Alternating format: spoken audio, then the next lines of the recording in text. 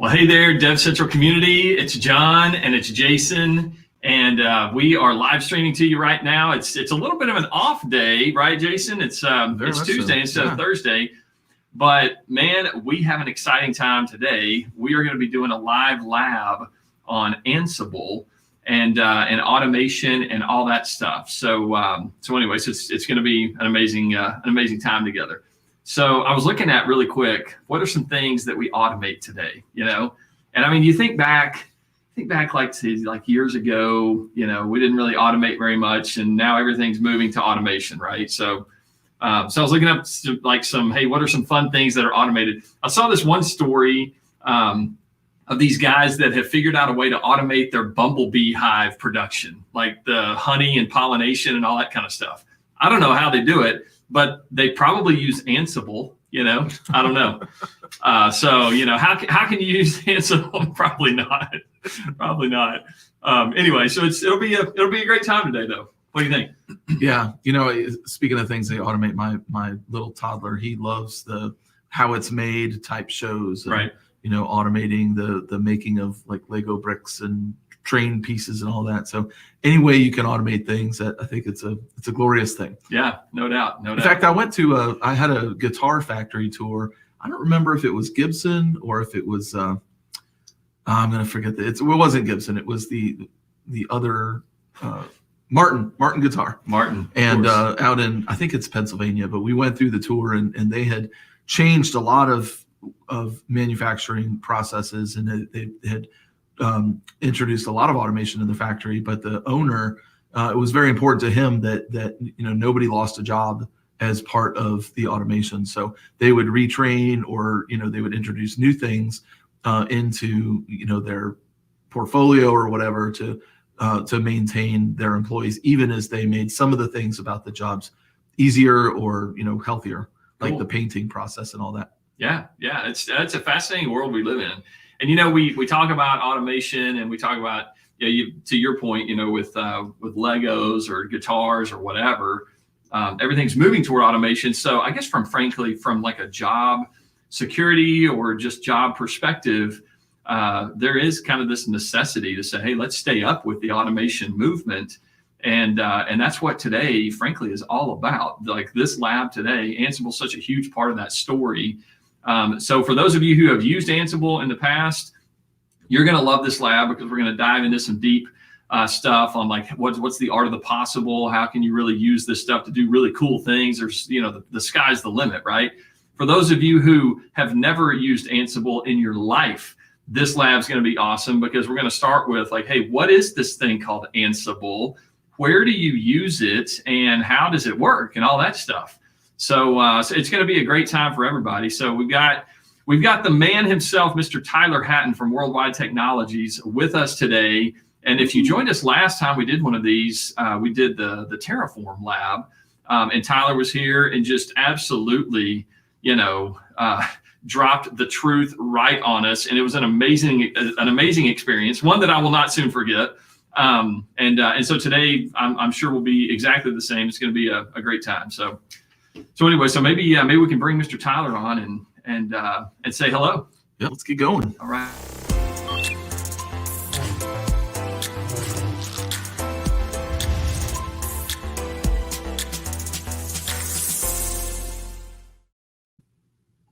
Tyler Hatton, there he is, man. It's good to see you again, my friend. How's it going today? It's going well. Kind of snowed in today, but it's going well today. Can't complain. Hey, it's snowed in, but the good news is we are inside, right? Exactly. This lab does not require us to be outside in the elements, so it's okay. It's okay.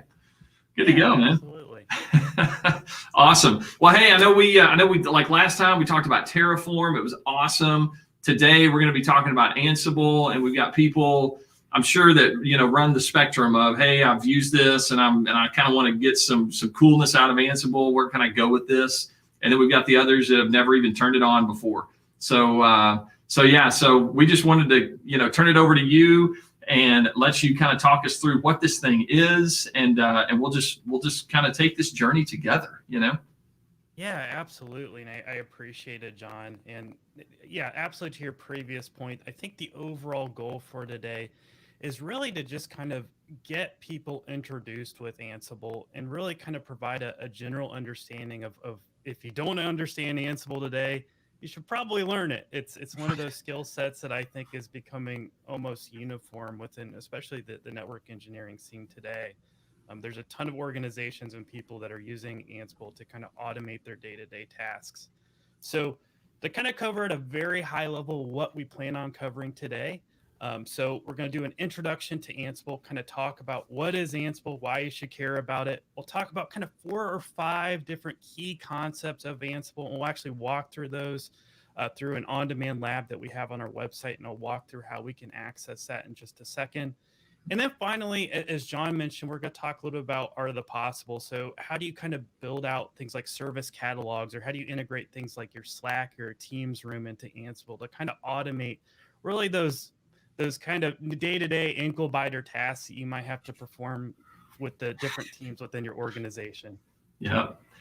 Tyler, I gotta be honest with you, man. On Slack or Teams, sometimes it just turns into this, I don't know, this crazy amount of information that's just, I can't keep up with it all. You know what I mean? Yeah. Yeah.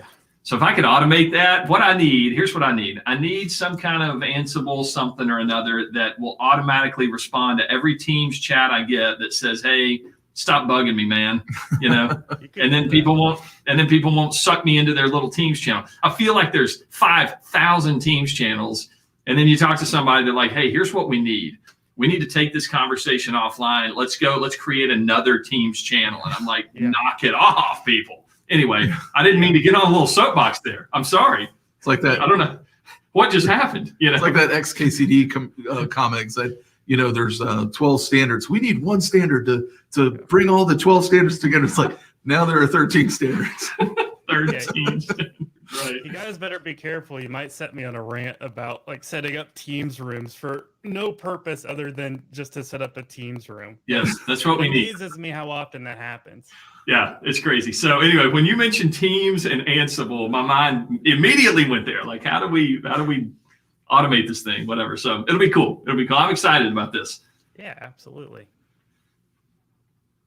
Good to go, man. All right. Well, maybe we could just hop into this thing and see what's going here. So I know, Tyler, I think you wanted to start off with like, hey, let's start off with like creating an account. I know last time there was so much interest around what is this lab environment at Worldwide Technology, and how do I get into this thing? And it's totally free, right?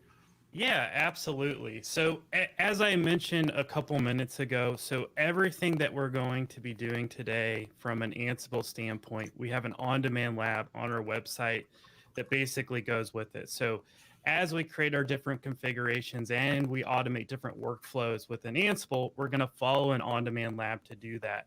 But in order to get access to that on-demand lab, you need to go to wwt.com/register. Let me bring up the site.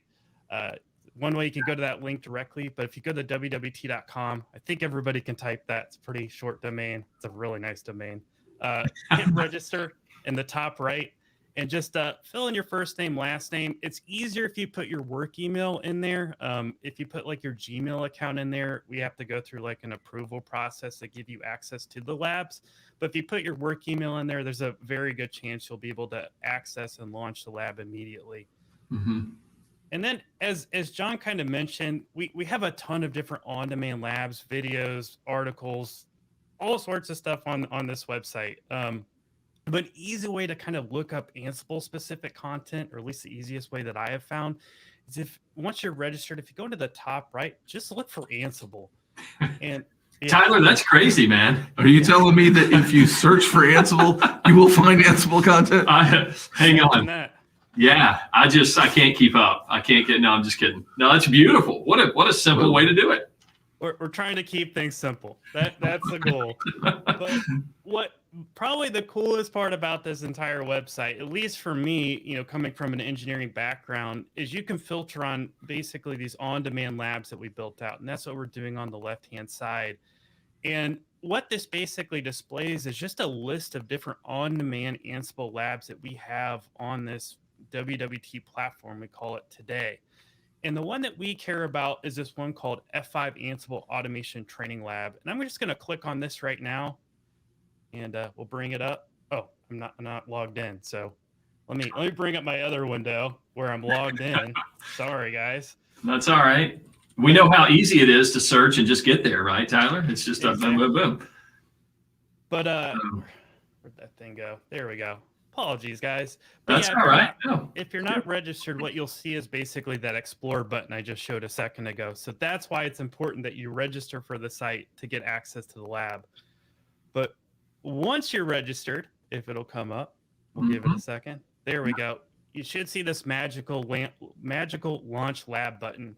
And basically what that will do once you click on it is instantiate a unique instance of a Ansible F5 lab with your own instance of F5, or really an HA pair of F5 and Ansible, to immediately basically go through different use cases using Ansible. And it even shows you, if I'm right, Tyler, down there on the bottom of that screen that you're on right now, it says hardware and software. And that actually is what this lab has in it, like all the infrastructure part. Is that right? Yeah, absolutely. So on this page, we have a couple different things. And by the way, every single lab has this kind of same content at the bottom, but it'll tell you what's in the lab. So in addition to F5, a very common use case that we hear from a ton of our customers is they also run Infoblox IPAM for like IP reservations. So we built that into the lab. And then we have folks that are interested in Ansible Tower. We have that in there. So it's the whole idea, right, is basically to give you a button to very quickly spin up a lab environment that is unique to you, so you don't have to build that out on your own. It's a significant time saver, especially for me. Well, especially when you may be an F5 expert and you can build your big IPs. It just takes a little bit of time, and not going through the process of having to do the thing you already know. You're here to learn something different. That's right. Yep. That's right. Yeah. And or frankly, if you're like, hey, I don't have time to learn or set up the Linux LAMP servers or the Windows jump hosts. I'm just kind of looking down the list here. It's like I'm right now I'm focused on Ansible, right? So just let me get there.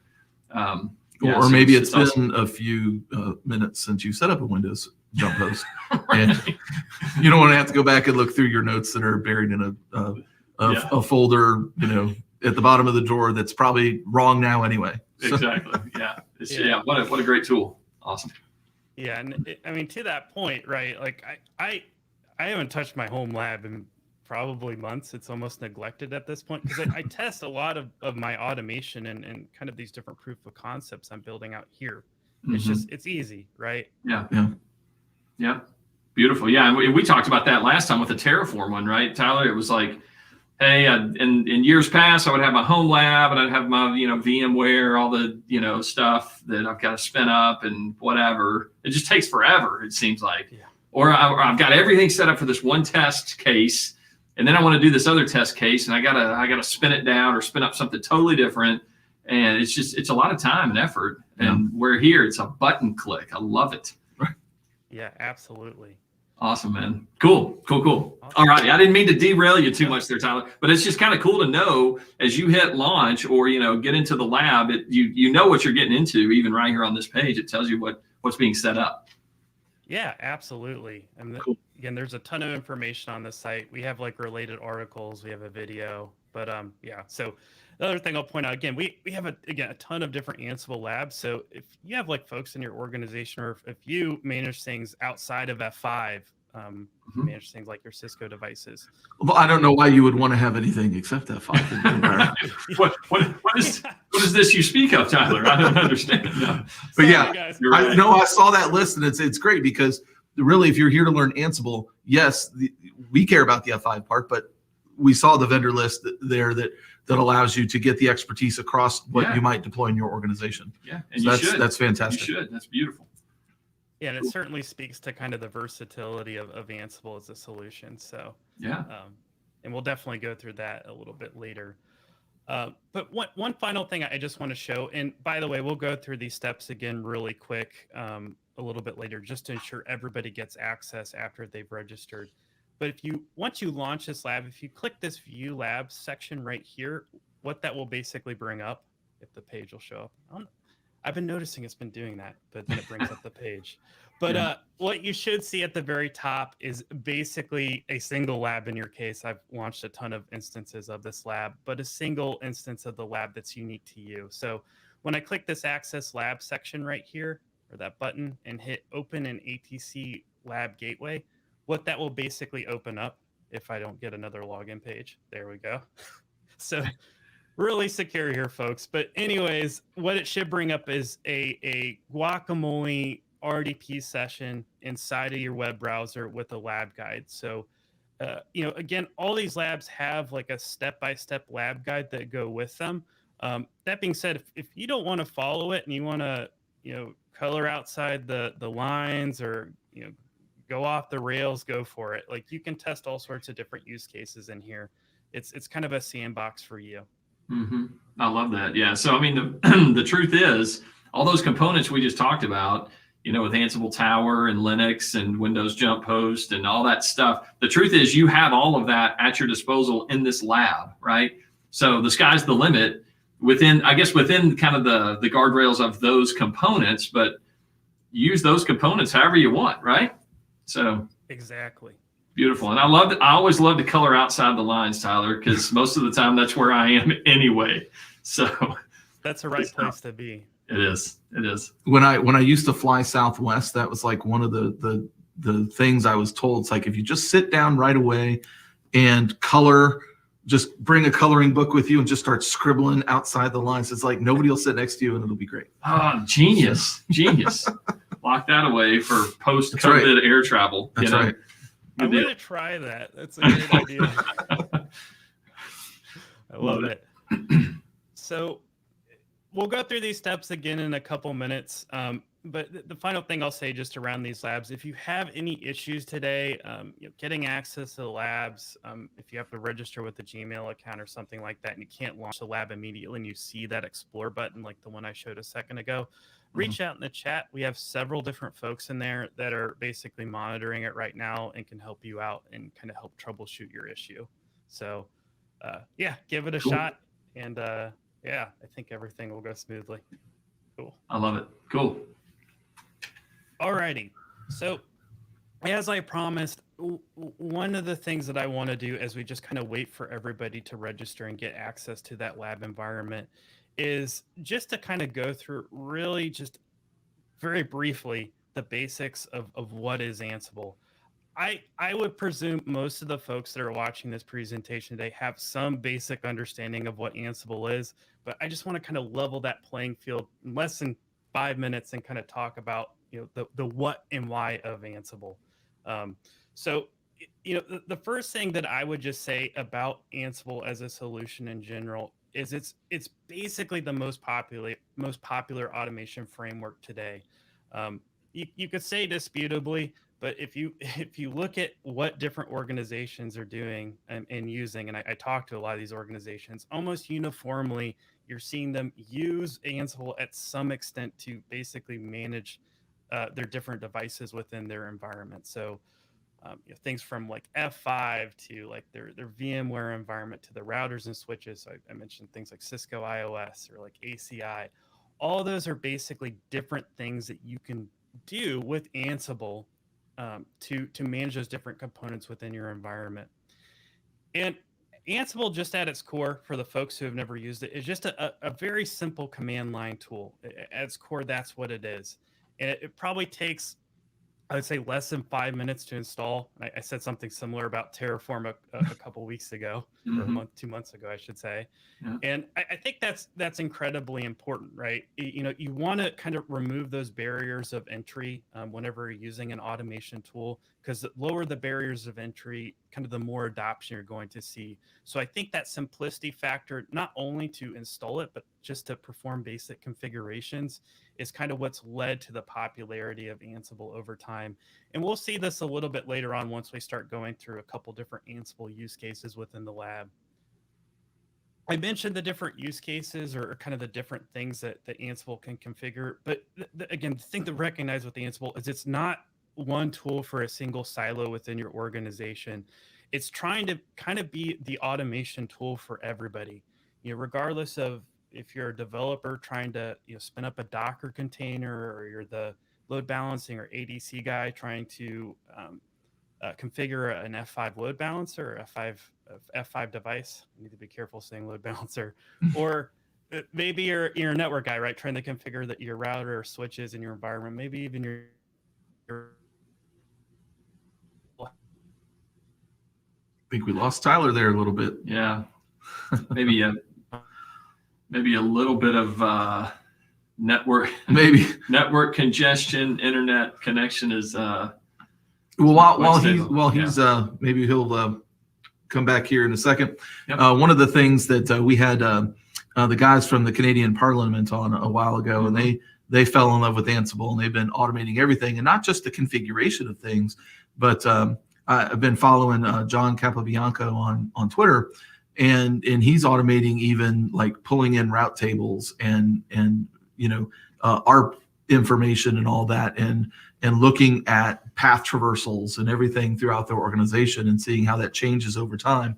And so, and we had Sebastian Maniac on, got back in 5902. That's right. I don't know why I struggled with that number, because it was very, very prevalent for a long time. Those four numbers were bam, bam, bam, imprinted. Back when we were doing 5902, it's like, you have to upgrade 50, 60, whatever big IP devices. And he's like, hey, I got that done in an hour. It's like, no big deal. He uses Ansible to do that. So, you can automate your F5 stuff, but you can also automate, the pulling in of statistical data from those as well. Mm-hmm. Yeah. And like Tyler showed, all those different technologies, all the different companies, Cisco, you name it. It's Ansible's used across the board. So, and like he showed on those labs, I think that's really cool.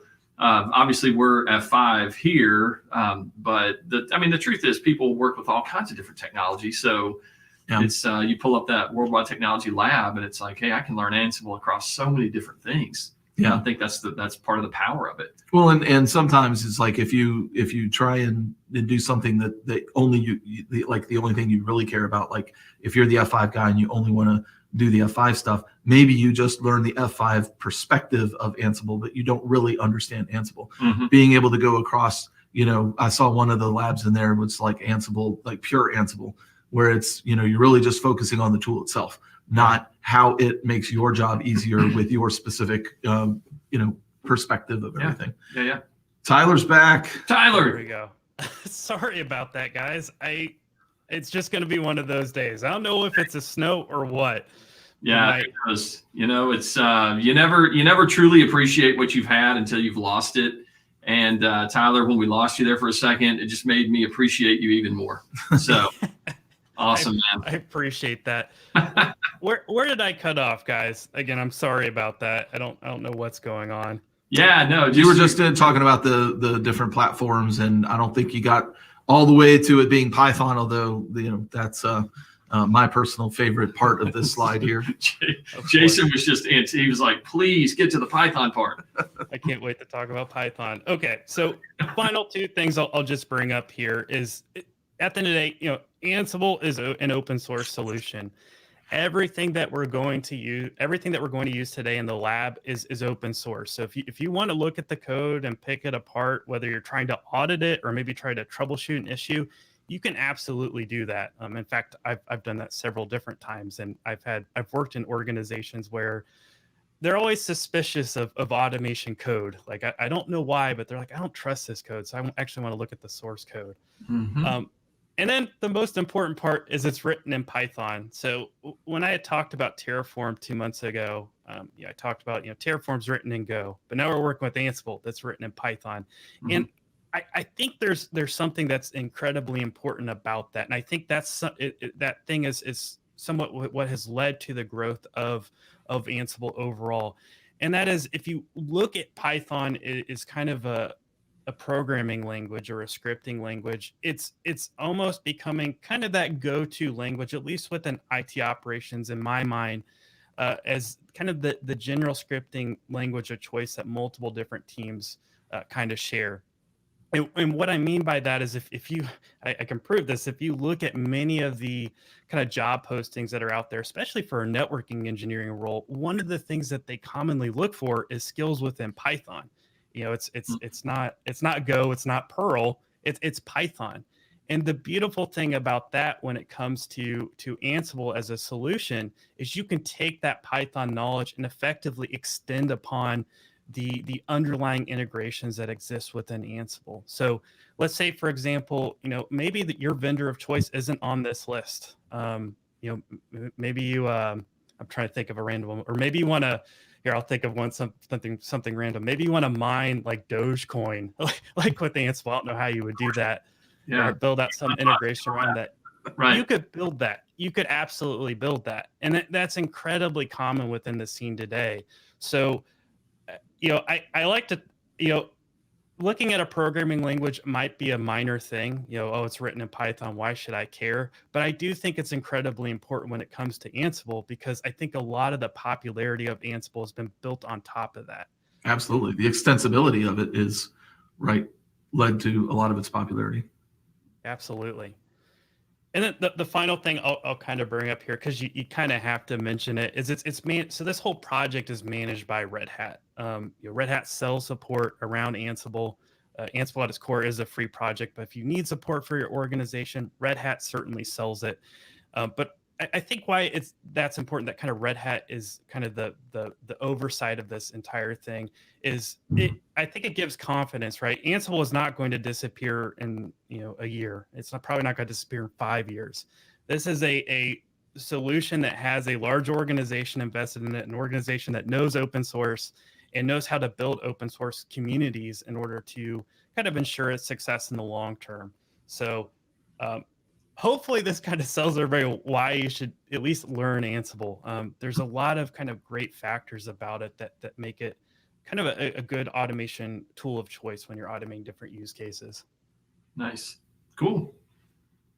And I guess another little point, I know we already talked about this, if you've never messed with Python, get into that. Yes, learn Python. It's one of the easiest programming languages to learn, in my opinion. Cool. Yeah. It's a good place to start then. Well, and a good place to start with that, there's a book, Automate the Boring Stuff. And that's a great place to start. That's a great just life motto, right? If it's boring and you already know how to do it, you're just chunking through, automate that stuff. Yeah. Yeah. And it not only is it easy to learn, but to automate those boring things, and it's one of the things that the book points out, it's pretty easy to do with Python. Python has an incredibly expansive library of different modules that have been built out for it. So yeah, we're going to keep throwing out solutions out there to learn, but yeah, Python is a good one just overall to be familiar with, but certainly not a requirement for Ansible, just to be clear. Yeah. Yep. Good.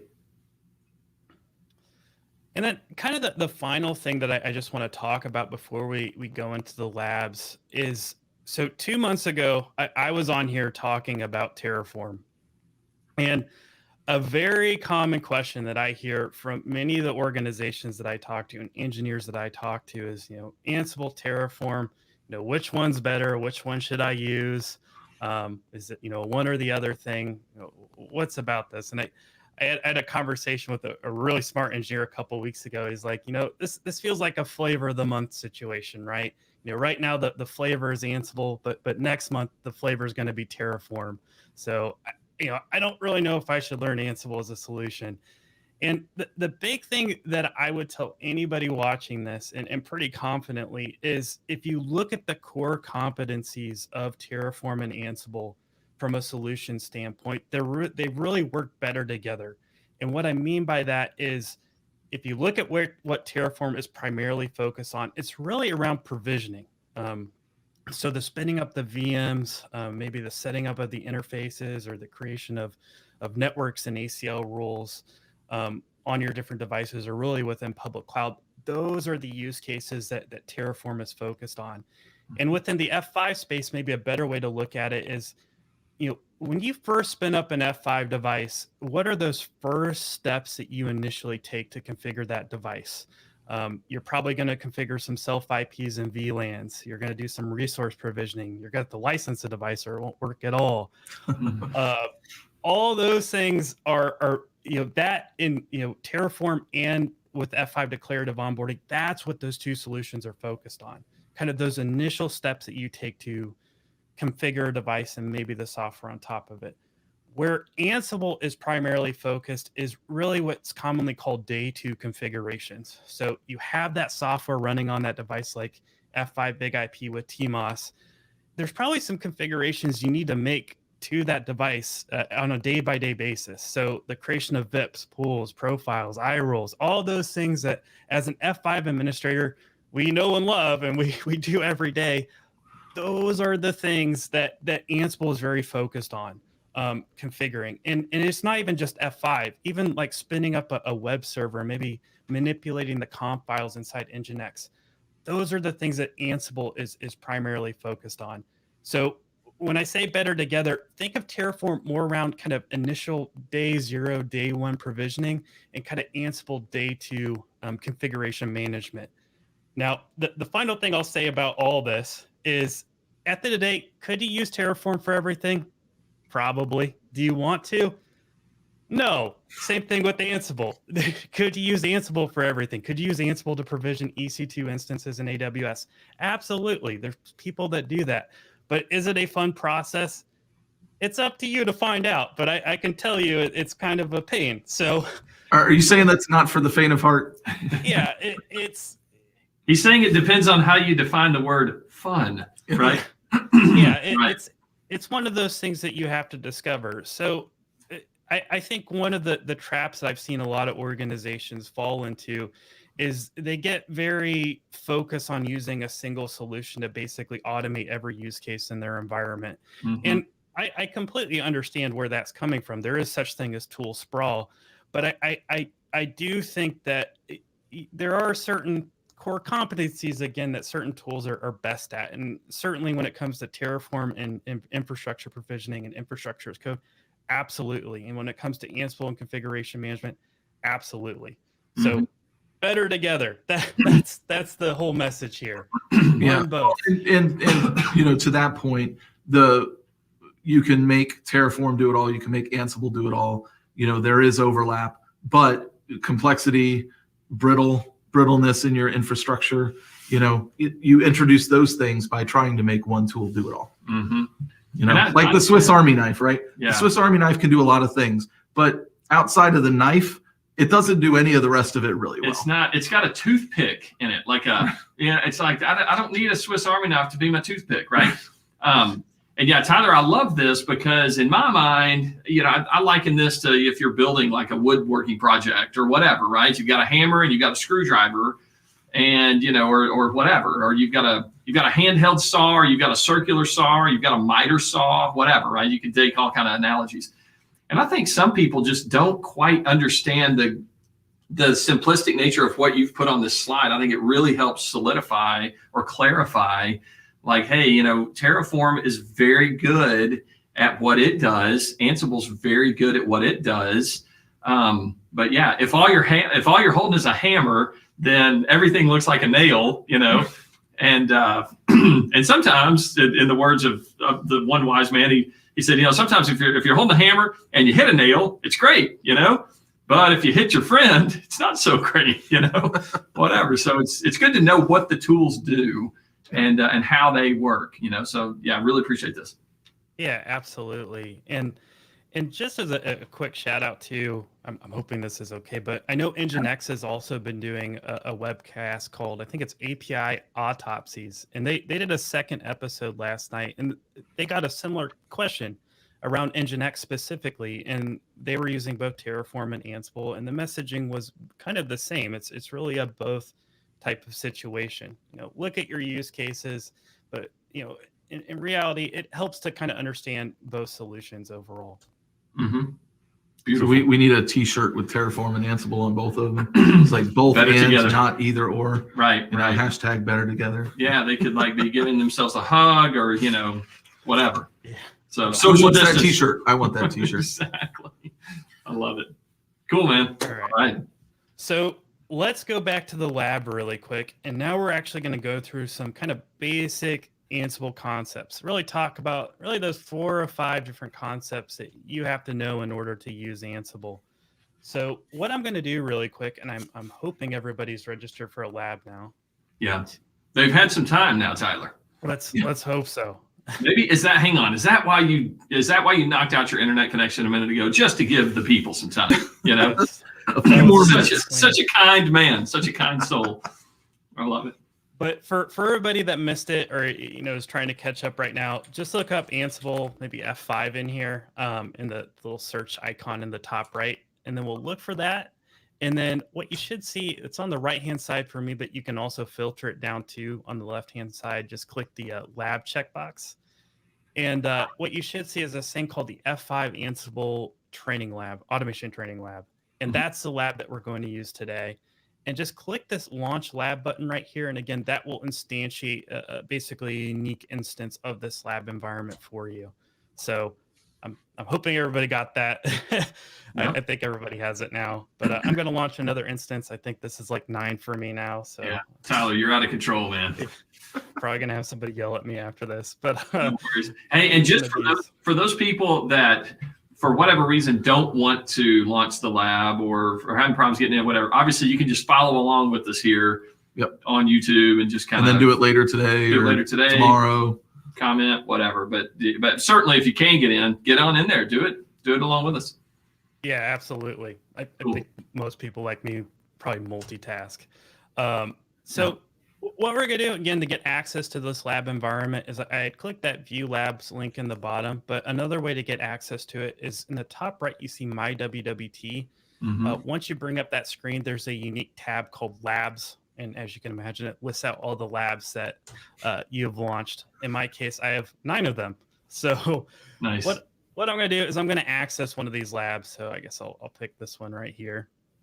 And I'll click on this Open an ATC Lab Gateway button. And as I had mentioned earlier, basically what it does is it opens up a RDP session using this really cool thing called Guacamole into this lab environment and into our jump box. So, and I have a terminal window up. I'm going to close that. But yeah, what you should see, just to kind of bring up the different things that are in here. So it's kind of nice. We have the links to the actual lab instances that are on here, our InfoBlocks instance, Ansible Tower, our lab guides on the left-hand side. We'll talk about that in a second. And the big thing I bring up about the lab guide is if you want to bring this up in a different tab, one of the things that you can do, and I did that too quickly, is if you click this button right here at the bottom, it's a square with an arrow coming out of it. That's the best description I have for it. It's a pop out. It pops out. There you go. That's the name for it. It's a pop out button. But what that will do is that'll bring up the lab guide into another tab within your browser. And it may make it easier for you to kind of navigate. It'll certainly make it easier to kind of see the different screenshots and pictures that we have in the lab guide. What I'm going to do, at least in my case, is keep it on the left-hand side.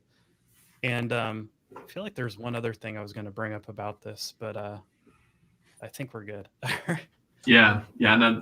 Just to point it out, I love that all the instructions are right there, either on the same screen, if you have it on the left, or if you pop it out. It's I know for me personally, sometimes I pop it out, like you said, Tyler, because it helps me look at all the details of the lab guide a little bit closer, or whatever. But to each his own.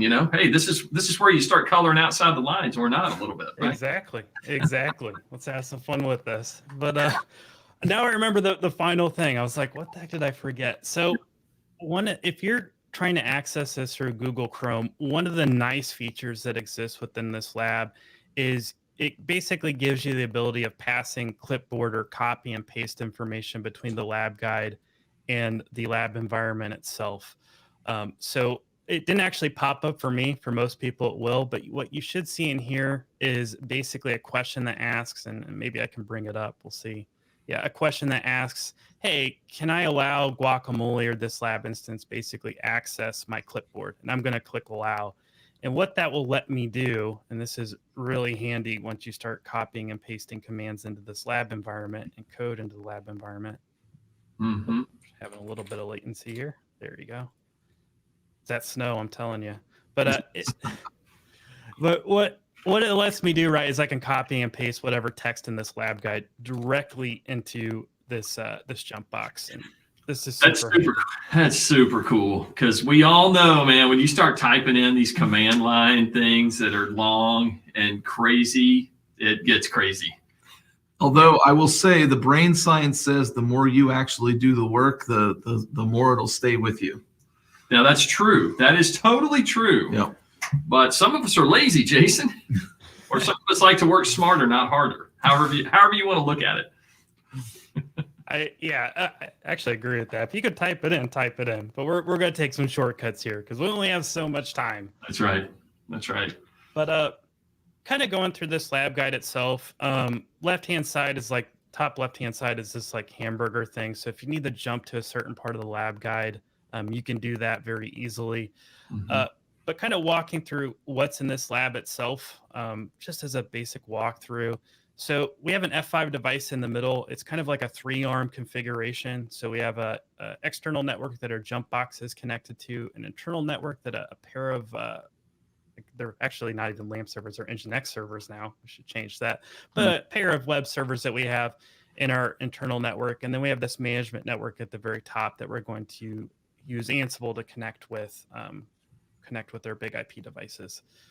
So outside of that, we went through the list of infrastructure. The other thing is, if you ever need lab credentials in here, they're also in that kind of the introduction section. So, number one question I think I always have around this lab is, what's the credentials to log into the F5 device? Well, it's admin, so default credentials. So very little mystery here on what the credentials are if you know the default ones. But you can always access that clicking the hamburger link on the top left and going to lab credentials. So nice. I think that's everything here. We have IP addresses with the bookmarks. Those aren't incredibly important to us. But what we're going to do now is we're just going to click this next link at the bottom to navigate to the next page. So this is basically module 1 of the lab. And what this is primarily focused on is kind of giving folks that are using this lab a crash course into Ansible, kind of going through the basic concepts of Ansible to really configure 2 different use cases. So the first use case that we're going to cover isn't in the screenshot, but we're basically going to configure those pair of Nginx servers that we have inside this lab environment, just to kind of get familiar with Ansible, the different concepts that we'll talk about in a second, and just to kind of feel out what it means to automate something. And then the second use case that we're going to cover in this module is kind of what we see in this diagram right here, which is really around, for me as an F5 administrator, a couple years back, something that was very common for me, provisioning a VIP. So what we're going to do is this kind of a 3-step process. We're first going to go into info blocks. We're going to get an IP address there and configure DNS within info blocks. Then we're going to configure our F5 VIP, the pool, the profiles, everything that's associated with that configuration. And then for a little bit of fun, we'll also configure an application server that our F5 device is going to load balance against and feed traffic to. Cool. Yeah, it's exciting times. All righty. So let's scroll down and we'll kind of knock out the first step. And I'm going to be skipping a lot of this text because I'll frankly be talking about a lot of this. But if you want to read it, you can, to the whole brain chemistry thing. It might help you learn it. I don't know. There's different types of learners, and maybe reading it helps. Yeah. But the first thing that we're really going to cover with Ansible is basically configuring this thing called an inventory file. And if I go back to my slides really quick, what an inventory is primarily about, and really this is the first important concept of Ansible, but what an inventory is about is it's basically the list of hosts that Ansible is going to manage and perform automated tasks about. It's kind of like the where, where do you want Ansible to perform these different automated workflows within your environment? And the big thing to kind of call out with this inventory is you can group these into kind of different groups. So if we look on the right-hand side and how this is set up right here, we have these different groups right here that are between kind of these square brackets. So we have one called STL web servers, STL routers, and STL F5 LTMs. And then we have a group of basically host names that are underneath those. And what you basically do with this inventory file, and we'll do this within the lab in just a second, is you will set up these different groups based on kind of the different groups of servers within your environment. And the nice thing about Ansible is as you as you build out your automated code with Ansible, you can basically write it to perform these tasks against these different groups on a case-by-case basis. So that being said, one thing that kind of realized with Ansible is there's really two different types of inventory. So what we're going to create today is this thing called a static inventory. And what that is just a file that's on your file system. It's a flat file in this format that we have on the right-hand side. But if you look at most data centers today, or even the public cloud especially, they're very dynamic in nature. And one of the cool things about Ansible is you can use this thing called a dynamic inventory to basically automate the process of building out this inventory if you want to. So we're going to keep it simple today and do a static inventory, but let's say you want to build a plugin that like reaches out to BigIQ to get your inventory of F5 devices. You could do that. Or maybe you want it to reach out to AWS and you want to run your automation against a specific tag. You can do that. So there's a lot of stuff that you can kind of do with these inventories behind the scenes. And that's using the Jinja templating to do that? So in this case, so you can format these in multiple different ways. In this case, it's what's called a dot or an INI format. So that's what you see on the right-hand side. But you can write these in YAML. You can write them in JSON if you want to. But this is kind of the simplest way to format that inventory. Mm-hmm. Okay. Yeah, pretty straightforward. I love it. Cool. So let's go back to our lab guide and our lab itself. And of the inconsistency of using multiple different formatting.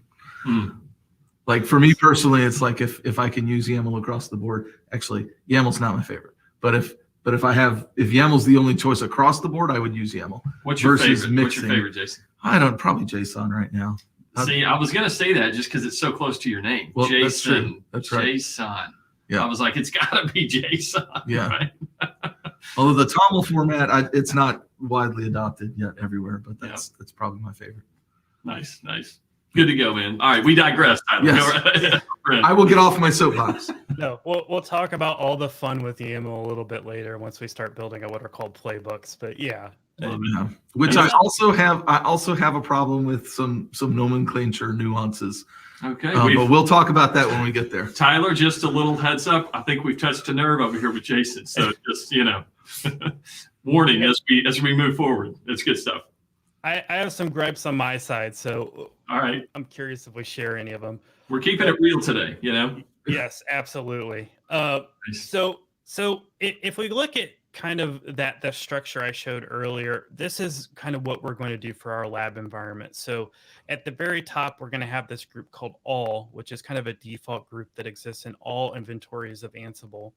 And then inside of that, we're going to have basically two different groups, one called big IPs and one called web servers, which, as you can imagine, big IPs is for big IPs and web servers is for web servers. I would hope you would understand that. That's good. That's good. Yep. And then underneath that, you can actually nest groups underneath groups, which I had in my example, but I didn't bring it up, where in this case, I'm actually splitting out my primary and secondary big IPs. But that being said, there's ways where you don't have to do that, and we'll talk about that a little bit later with what are these things called facts. But just kind of pointing that out, we're nesting our groups in this case. So to actually build out our inventory, what we're going to do, and to set up the inventory, what we're going to do is we're going to bring up the terminal window within our lab environment. So in order to do this, what you're going to do is just click on this orange Ubuntu icon. Well, I say Ubuntu. So I've met people that don't know like the Ubuntu logo, but click the orange button down here. That's the one you want. And what that will do is basically pop up a terminal window, a command line prompt where we're going to perform most of our Ansible tasks. And what we're going to do, just to make sure that Ansible is working and running within our environment, is I'm going to copy this Ansible -s version command right here. And let's try pasting this in, assuming copy and pasting is working. I think it copied from my prompt. There we go. But basically what this is going to do is display the version of Ansible we're running. This can be important when you're trying to kind of compare, different versions of Ansible, or sometimes things like break between versions. So if you run into one of those situations, it's important to kind of bring that up. And then also it kind of brings up the different configuration locations that exist within Ansible and the backend Python version. But in this case, we're mostly just using this just to make sure that Ansible is up and running on our system. Cool. The next thing, well, were you going to say something? Sorry, no, I'm just saying that's super cool. The next thing that we're going to do is we're just going to take this inventory file and we're actually going to download it from a third-party location. This is mostly just to save us a little bit of time. We'll look at the file in just a second. But instead of manually typing out this file and dealing with all that, we're just going to download it from this third-party site, which is a site that we have. I'm just going to click into here and I'm going to paste it again. And it's just going to dump it into my home directory, and we're going to call it hosts. You can technically call this file whatever you want. You can put it wherever you want, but in this case, we're just going to put it in this host location in our home directory. But if I cap this out, if we're lucky, what I should see is kind of a similar structure to what we saw a second ago in that slide that I showed, with a little bit of extra information. So in our hierarchy, right, we have our big IPs and the children of those big IPs, those children groups, primary and secondary. And then we have our web servers in there. But in addition to that, we have things such as like login information for our IPM server and our big IP, so we can authenticate later on. And kind of the whole entire group structures in there. But the big thing I'll call out just around this username and password in here is there are ways to encrypt this. So one of the big questions I often hear from organizations I walk through this lab with is, that's in plain text. I don't like my passwords being in plain text. Well, you can encrypt them if you want to, or you can use like a third-party secrets management tool like a HashiCorp Vault or like AWS Secrets Manager, whatever that is. You can also reference that also. Tyler, I think that came up with the Terraform lab we did as well. Just that same concept, like, hey, my password's sitting right there. That doesn't seem very secure. Yeah. Wait. Although you could say, but hey, it's a super secure password. But no, I jest. Don't do that. So good stuff. Yeah, the username and password is admin. I'm pretty sure we're just as insecure with this being in here versus it not. Right. You can encrypt the word admin all you want. If it's a default password, it's not going to help. Yeah. So I've seen the B64 encoding of admin so long. I probably don't even need a decode tool anymore. That's a true sysadmin right there. If you can do that, that's pretty impressive. That's awesome. Good to go. We have our inventory set up, and again, at the end of the day, what this does is it just defines the where. Where are we going to carry out these different workloads that we want Ansible to automate? We're just, again, saying the where. Where do we want this, and how are these different devices grouped? I'm going to clear this out. The next thing that we're going to hit on and that we need to kind of set up as part of Ansible, and this is a fairly new concept within Ansible, but it's basically this thing called a collection. So within Ansible, what we did is we defined the where, right? But now we have to define kind of the how. How is Ansible going to communicate and carry out the tasks necessary to like configure a pool on an F5 device? And one of the things that Ansible has introduced within, I think, the last year and a half is this thing called a collection.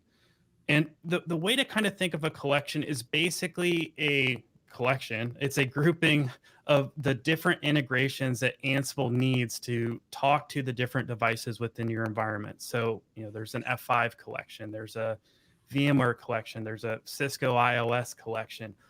All of these are just different groupings of code, Python code, that Ansible will use to talk to your F5 device. And that underlying code is basically what you call a module. So anytime anybody brings up a module in Ansible, it's basically that unique piece of Python code, that function that Ansible uses to create a pool, create a VIP, create a profile. And they're basically named based off of that. So if we look at kind of the right-hand side, we have the collection, But inside of there, we have these different modules. So we have one called Big IP Pool, and it's to create a big IP pool, as you can imagine. So that's kind of how code is somewhat managed today from an Ansible standpoint. Again, this is a fairly new concept, at least a collections piece when it comes to Ansible. A lot of the documentation, you may not see it reference collections yet, but it is coming. And that's the whole reason why I bring this up today. And that's why we're installing collections right now. Nice. One on the F5 side, those modules that F5 provides into Ansible are, in active development all the time, and they're constantly adding new features to those. Yeah, absolutely. That's a great point to bring up. So all this code that we're going to use, at least from an F5 standpoint, is managed by F5. It's supported by F5. So, going back to the earlier point of, Ansible isn't going anywhere. Like, there's a significant investment, not only from F5, but many of the other vendors that are out there in building out these different modules when it comes to Ansible. So, just kind of calling that out. And I'll say one final thing just about kind of collections and modules, which it may make things confusing. I don't know. But if for the folks that watch kind of the Terraform class 2 months ago, think of a collection almost like a provider. Terraform uses providers to figure out how it communicates to like an F5 or AWS. Collections are kind of similar in that vein to Ansible. And the same thing with modules. Think of a module, the equivalent would almost be like a resource within Terraform. So if you look at these different concepts, right, and you look at the different automation tools, there's a lot of parallels that exist. So just to call that out, none of this is new. It's just different names for the same thing. Nice. That's good. It's good to know that distinction. So what we're going to do now is we're actually going to install this collection for our F5 devices within this lab. And the whole reason why I want to install this collection in this case is I just want to ensure that I'm getting the latest and greatest version of those F5 modules to talk to my big IP devices. And what we're going to do, before we do that, if you ever want to see a full list of those different collections, I think it's this one. Oh, it's this one. There's this Ansible Galaxy link right here.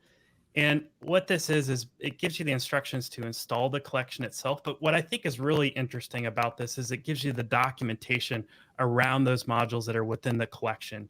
So if you want to see the full list of different resources or objects that Ansible can manage from a big IP standpoint, you can look at this list right here under this content section.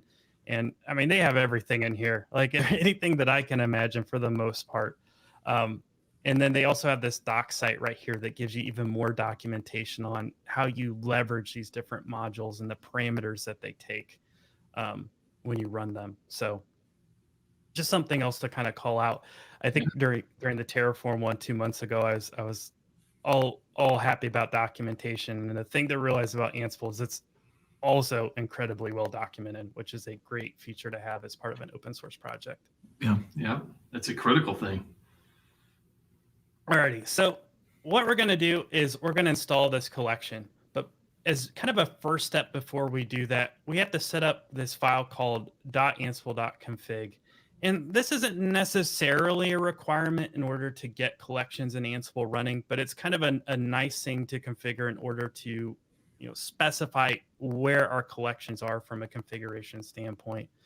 So what I'm going to do is I'm going to bring up Nano. Usually I use VI, but Nano might work for everybody else. And I'm going to do nano space.ansible.config. And inside of that file that we just created, .ansible.config, underneath my /root or home directory in this case, I'm going to paste in this text that we have here. And let me paste that in and I'll explain what it does. But basically what we're setting up here is just two specific configurations, two specific kind of defaults that are set up whenever we execute an Ansible command. And those are basically the path where we're installing our collections. So in this case, /root collections. And then we're kind of quieting down some deprecation errors that we've had while running this lab so it doesn't kind of mess up our logs. you don't have to configure this when you're using Ansible. It's completely up to you, but it's going to make it a little bit easier for us to kind of see all the code that we're using when we run Ansible. So if I remember, I'm going to do a Control X. I can't do a colon WQ, and I think that just wrote it to the file system. Let's see. Oops. There we go. Okay, we're good. Perfect. Clearly, I don't use Nano a lot. Nano, yeah. You're a VI guy. Me too. But this thing says use Nano, so I'm going to use Nano. You got to follow the guide, at least for this recorded part, Tyler. But Yes. that's where you as the viewer can kind of, create Choose your own adventure. choose your own adventure. Which really quick, this reminds me of that little joke. We mentioned this a couple weeks ago. There was this guy on Twitter had a meme, and it said, "I've been using the Vim editor for like the past 8 years," and then it said ... because I can't get out of the thing. Anyway, I digress. I apologize. Yeah, no, that's a big joke on Twitter. Especially on a new Mac where you don't have an escape key. Yeah, right. Yeah, no kidding. They're bringing it back though. It's coming back. I think Yes, Bring an escape I'm gonna hold out for that new model. Bring back my old keyboard. Love it. But what we're gonna do now is we're gonna install that collection. So we've set up our configuration file for Ansible, and again, this isn't a requirement in most environments. We're just doing it in this case to know where our collections are at basically. And the next thing that we're going to do is just run this Ansible Galaxy command, and we're going to do a collection install, and we're going to install the F5 Networks F5 modules collection. And if you're wondering where this command comes from, again, it's at kind of this root of this F5 modules page. It literally has the command right here, and you can copy and paste this and run it within your own environment. But we've kind of modified the command a little bit, and I'll paste this in. There we go. And not only are we installing F5 modules, but we're installing a very specific version. So one of the things that I commonly see a lot of organizations do, and I do all the time, is I like to lock in my collections into a specific version that I know works. And that's an easy way to do that. So test it, feel it out, make sure it meets all your use cases, and then you can lock it into a version. And then this -p, what that does is it's basically going to drop that collection that we're going to install into this collections directory that we're going to create as part of this. So I'm going to hit enter. And what we should see in a second, and it might take a minute, we've noticed that this takes a good minute or two in the test that we've done. But it will basically install this collection for us. Nice. So all that stuff that you showed on that other page, all those modules, like that whole collection of stuff is what you're bringing in now, right? Exactly. Beautiful. And we can lock in a specific version, which is really nice. Right. So this is kind of one of the nice things about collections that didn't exist a year and a half ago when it came to Ansible. The version of the F5 modules basically came with Ansible out of the box, and you were kind of stuck with that version unless you rolled back your version of Ansible or did some handiwork on your Ansible configurations. So I noticed there on this page, that said like version 1.7.1, I think if I remember right, but you're sucking in version 1.6.0, if I read that correctly, because that version 1.6.0 is a good, stable, you're locked into it, right? Exactly.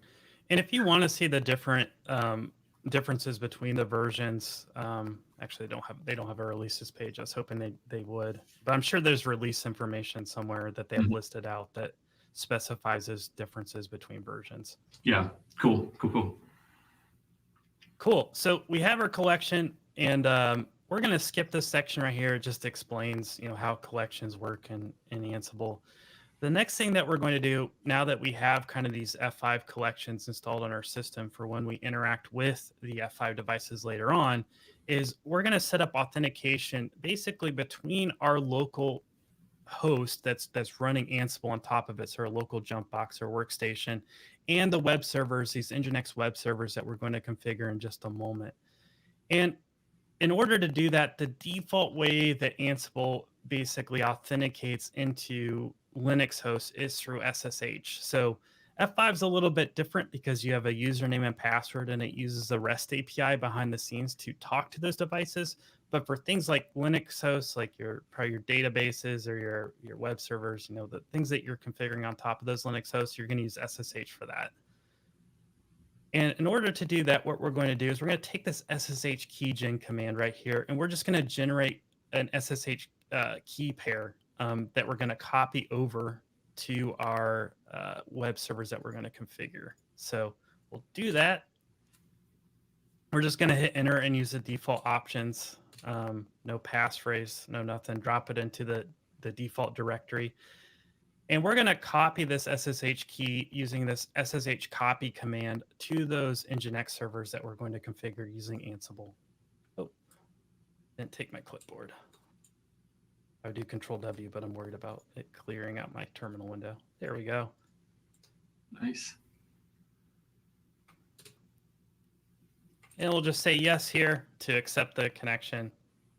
And I think the password is default, in case you're wondering.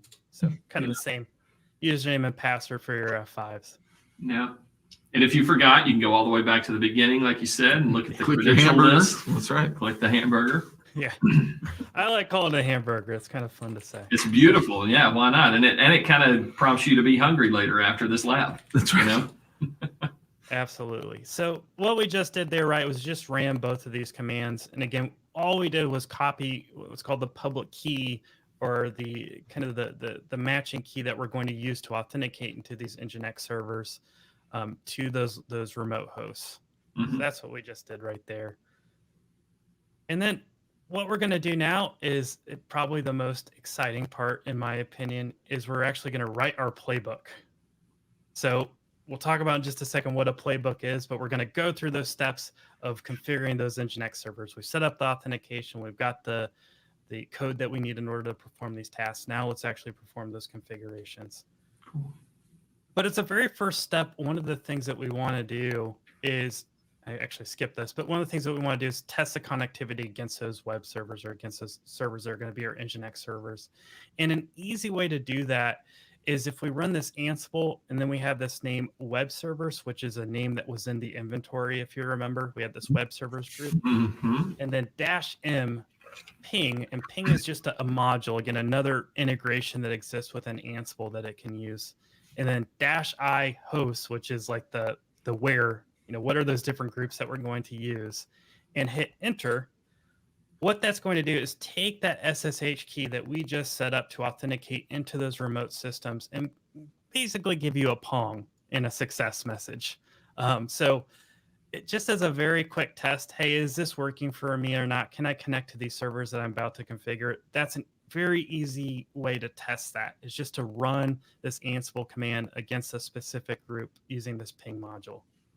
Cool. So it did that for all of the different hosts or the different servers in that web servers group, right?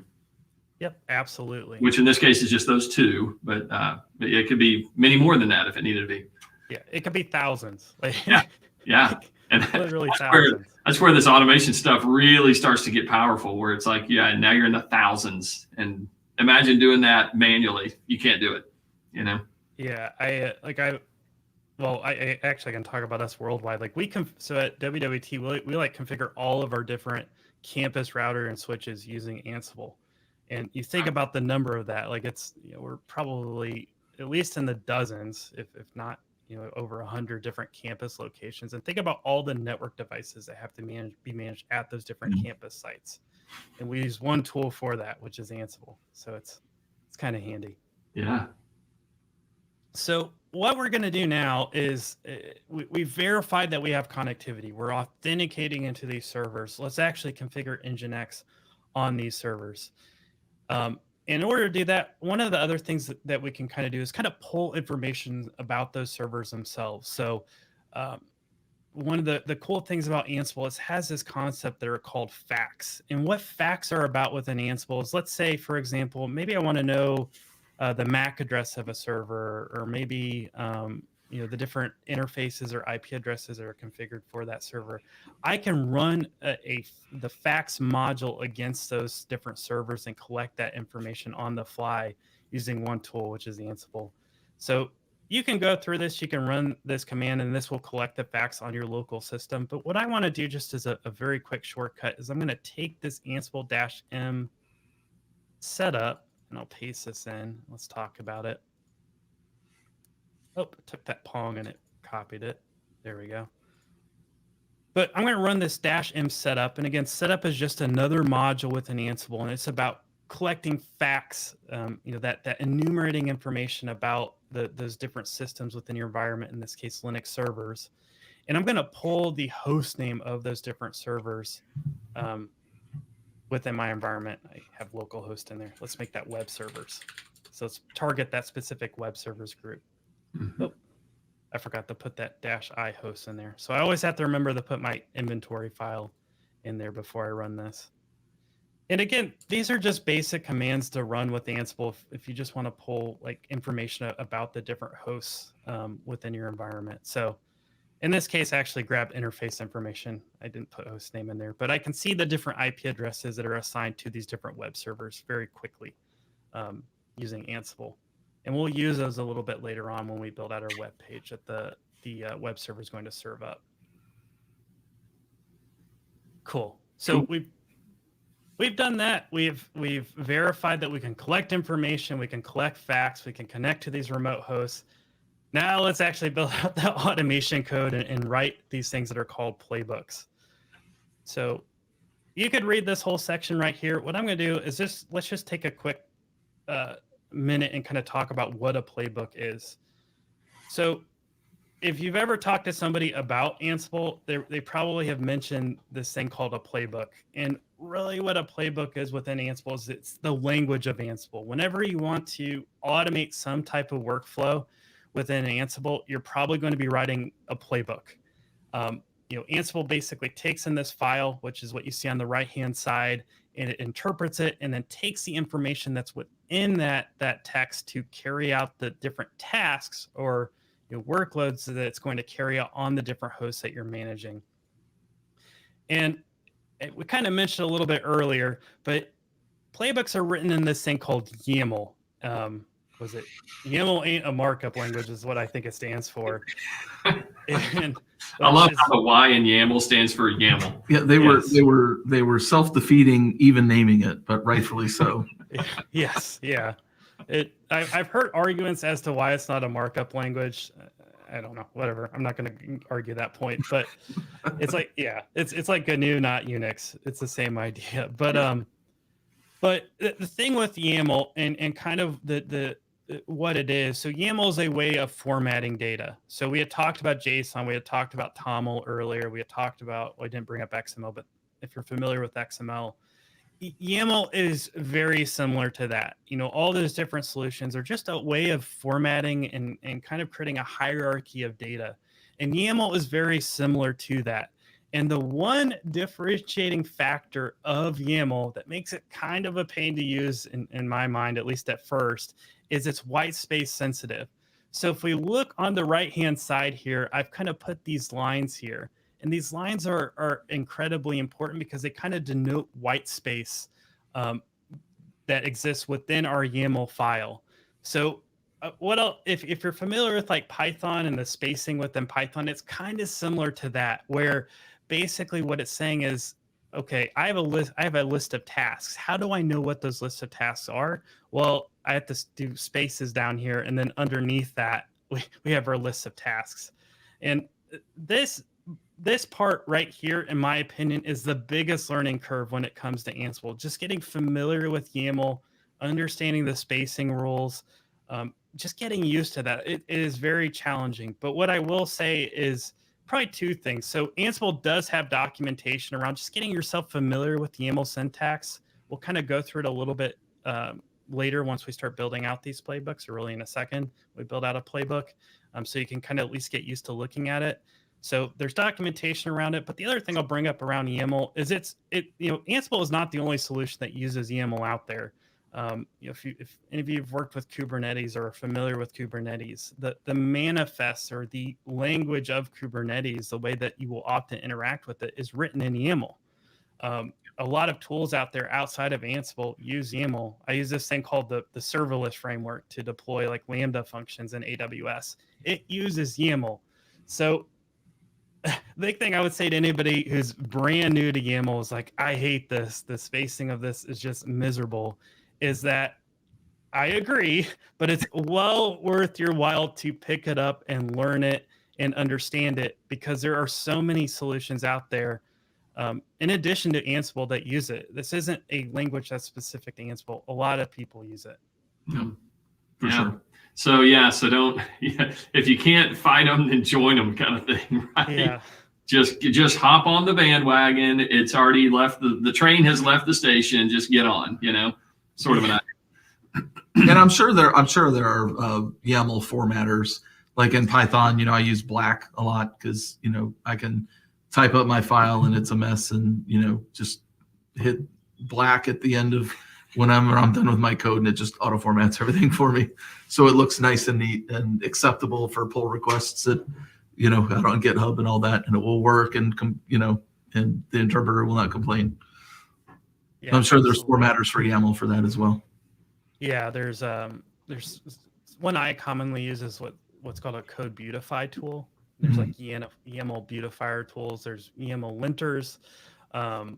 But there is and we'll see it in just a minute, an extension for Ansible for Visual Studio Code that makes it a little bit easier to write YAML. Just a little bit. It's still a pain. Like I'm not gonna lie. On a scale of 1 to 10, it went from a 10 to like a 9. Still painful, but it's not as painful. I still got the smile. I still got the frowny face, but not as frowny. Yeah. Okay. All right. But again, it's well worth your while to learn YAML. And again, the spacing rules aren't anything new. Like I mentioned, Python has very similar rules to it. And at the end of the day, really what it does is it kind of improves your ability of structuring this data, so it isn't a big mess or up to you into what it looks like. It actually is very strict about how it enforces it. Cool. It's good to know. Yeah, absolutely. So the next thing about these playbooks is they're meant to be human readable. So when I used to do like physical classes, what I would commonly ask people is like, what do you think this playbook does? And like, hopefully, 9 out of 10 cases, people would know what this playbook does. And the reason why is part of the nicest things about Ansible is it makes it, or not Ansible and YAML, is it makes it somewhat human readable, where I can look at this YAML file and I can look at this name section right here, and it basically tells me what each task or overall what this playbook does. So I used to joke with people, I could show this to my wife who isn't in tech at all. She's a second grade teacher. She could look at this playbook and at a very high level understand, okay, I don't know what F5 is. I don't know what a node is, but it says something about creating an F5 node. And then it says something about creating an F5 pool. Don't know what that is, but within those names at a very high level, it gives me the ability to figure that out. But even at like a tech level, let's think about like my security guy who may not know anything about F5 or F5 LTM. He could look at this and at least understand at a high level what this thing does, assuming it's properly named. Yeah. And then kind of some final things that are in here. So the other big thing to kind of understand about Ansible is these tasks are basically ordered sequentially. So it runs top down. So as you can imagine, it creates an F5 node and it creates an F5 pool in this case, as the name would suggest. The big thing to call it about that is that can be both a blessing and a curse. So as we looked at Terraform, 2 months ago, one of the nice things about Terraform is you can kind of map out your dependencies, and Terraform kind of figures out the ordering for you. Whereas Ansible, you kind of have to be very specific in how you build out these configurations. There's ways kind of around it and that kind of hack it to build out those dependencies. But for the most part, there's usually some type of ordering that exists somewhere in your Ansible code. And then the final kind of 3 things that are in here. So as I mentioned earlier, the host define the where. So inside of every single playbook, there's always going to be a host section. And this really defines where do I want to execute this workload of data? Where do I want to execute these different tasks that I'm carrying out? And that's where you have the host section. So in this case, we're targeting a group that existed in our previous inventory example. So STL _F5 LTMs.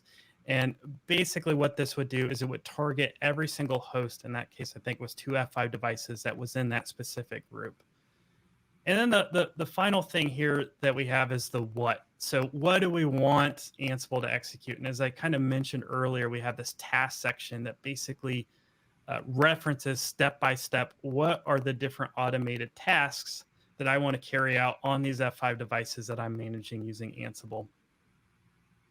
And then the very final thing that we have here are modules. So when we had shown the Ansible Galaxy page earlier and we installed that collection, we had mentioned inside of that collection, we have modules.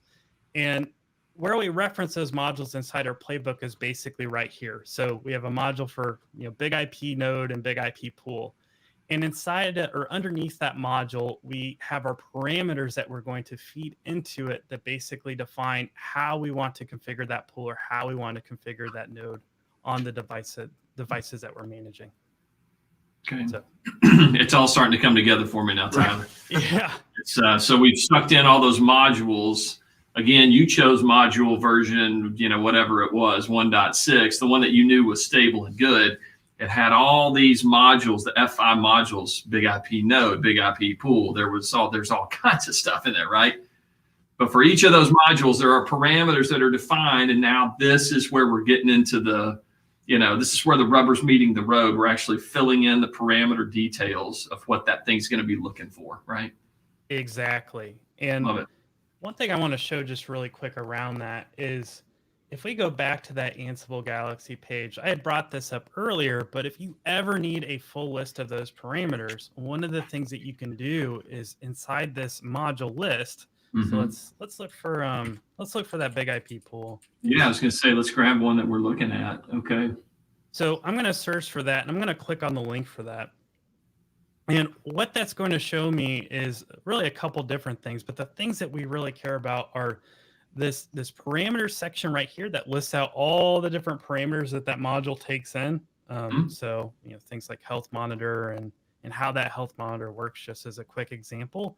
But underneath that, which I think is probably the best part of this documentation, and the single thing that makes me love Ansible documentation, probably more than any other open source project out there, is they have this Ansible example section right here. And you will see this for almost every single module that is documented today. So if you're like, I don't understand this YAML thing, it's really confusing to me, I don't understand how to create a task around creating a big IP pool, you can go into this example section and literally copy and paste this, put it inside your playbook, and then kind of tweak it to your use case. Mm-hmm. That's awesome. And also, maybe to point out one other thing, I noticed the parameters for the pool thing that we're looking at in that one playbook. You chose like 3 parameters for that specific module. You don't have to choose every single parameter that could be pulled in, right? You can just do the ones that you care about. Exactly. So if we go back to the documentation, again, this is a very well documented project.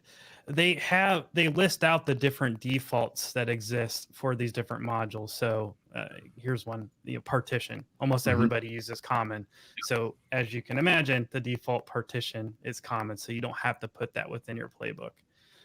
Or maybe there's specific choices that you need to pull from, like your load balancing method. You can't change those. So here's your list and stick with it. Right. But to be fair, they give you a lot of different types of load balancing methods. That's cool. Yep. Yeah.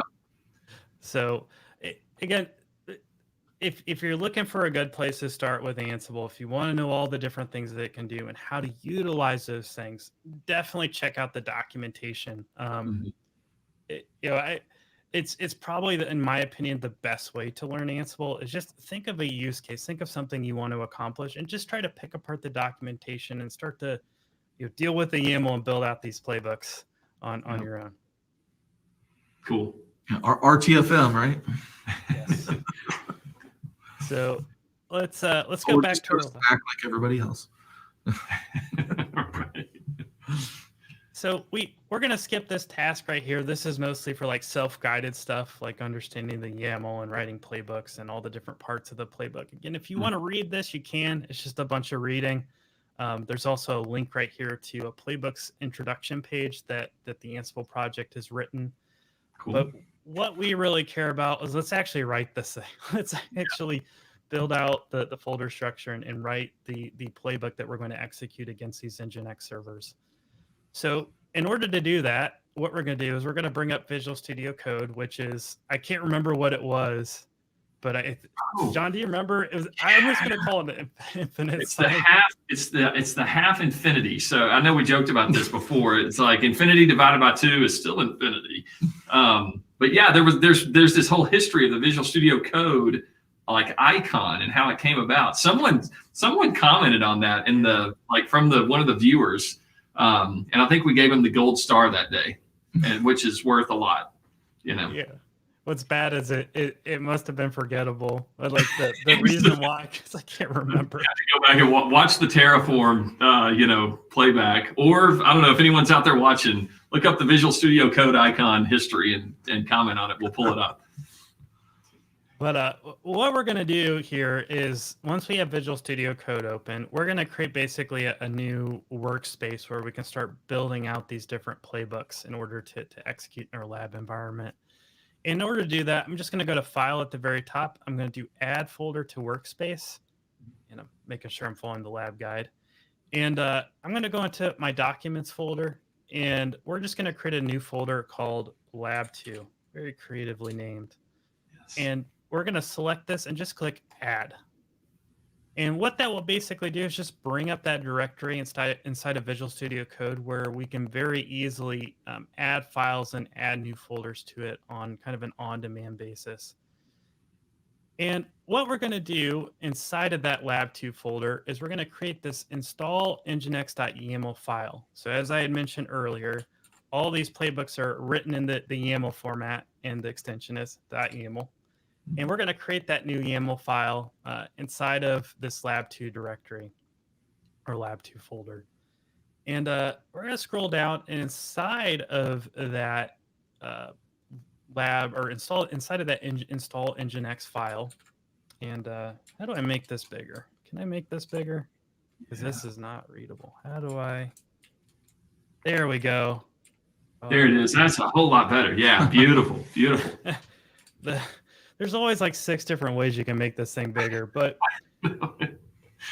looking at this playbook, it follows a very similar format to the example we just showed a second ago. We're basically going to complete 3 different tasks here against our web servers group. The first task that we're going to carry out, and this is more of an administrative task for us using the lab, is we're just going to clean up the residual packages that are on this remote system that we're about to install Nginx on. And the whole reason why we do this is just to ensure that we're not wasting hard disk space on these different Nginx servers that we're installing Nginx on. And then what we're going to do is install the Nginx package. So install Nginx, pretty self-explanatory. And then ensure Nginx is running. So make sure that that service is online and in a started state. Yep. And outside the names, we can see that we're leveraging different modules to do that, right? We're using the app module to clean up our packages. We're using the package module to install the package. So greatly named module. And then we're going to use the service module to control the service to start it up. Okay. And we're just going to save this right here. Don't forget to save. I've met people that do that. They'll forget to save it. Right. And we're going to go back to our terminal window. And we're going to CD to that directory or to that folder where we had just created that .yaml file. And that's what we're doing right here. And in order to run this playbook, in order to run this YAML file and have Ansible interpret it and run these tasks against our different Nginx servers or future Nginx servers, we're going to run this Ansible-playbook command. And this is specifically around Ansible taking that YAML file and running that YAML code, that playbook, against a device. And then we're going to do space, the name of the file. In this case, it's under this lab2 directory, and it's called install Nginx. And then -I, again, the location of that host file we created earlier that lists out all those different groups that the host section of the playbook references. And what we're going to do is we're going to run it and see what happens and cross our fingers and hope it works. No, it works 9 out of 10 times. Yeah. But as we can see, the very first step that it's doing is just cleaning up those packages on that server that it's going to install Nginx on. And I think there's a lot of packages on there. We need to clean that up before we run this lab. But we're having Ansible do it for us, which is kind of a neat trick. Yeah. And then in a minute, if it'll finish. Yeah. So it's basically it. I mean, it's running through. You can see it visually there. It's running through the playbook, that was defined over in that Visual Studio stuff. There's one of them.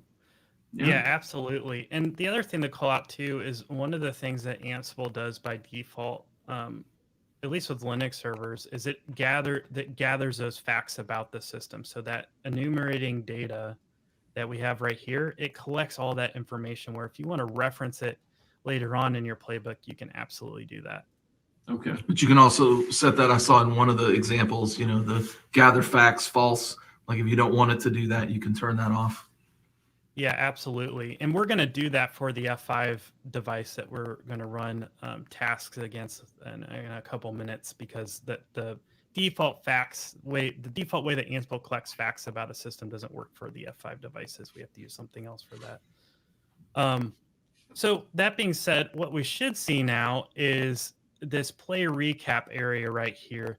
And before we test this out, one of the things that I want to call out about this, it's one of the things I probably love the most about Ansible is this play recap section. So as we kind of mentioned a second ago, as this playbook was being executed, we see these different tasks that were being executed that map back to our playbook. But at the end, we also have a play recap that basically summarizes the status of those different tasks. And one of the cool things about Ansible is it basically follows this concept that's called idempotency. And it's a very fancy term for, I think, kind of a simple concept, which is basically before Ansible ever performs any type of change on a device, one of the things that it does with these different modules is it does a read, and it asks a question: hey, is the change that I'm about to perform, is that change already on the device itself? So in this case, if Nginx is already installed on the device, do I have to install it? Do I have to take steps to install it? And it's a yes or no answer, right? If the answer's yes, I have to install it and I have to make some type of change, this change counter will increment. If it doesn't have to make a change, then it won't do anything at all. Ansible's like, you already have Nginx installed. I don't have to do anything. Move forward. And this might be like 0 or 1 in this case. Cool. But one of the differences between something like that and like an AS3 declaration is that it's not necessarily going to change the state of the system to exactly what your playbook is, right? Yes. So if it's already installed, it's not going to do that. But also if there's something else there that you installed in a previous playbook, it's not going to necessarily remove that if it's not in your current playbook, right?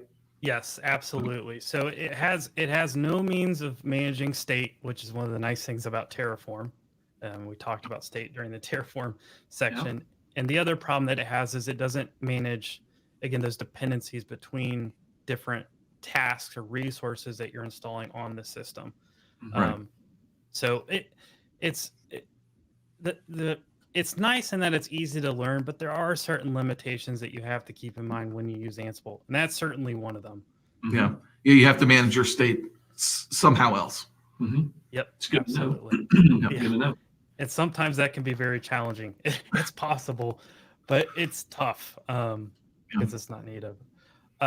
So what we're going to do, just really quick to demonstrate that idempotency concept, and it's not in the lab guide, but I always think it's kind of cool to show, is if I run this again, one of the neat things about this is if we look at the change counter before, it was 2, right? And if we're lucky, fingers crossed, it should be 0. And again, it goes back to that concept of idempotency.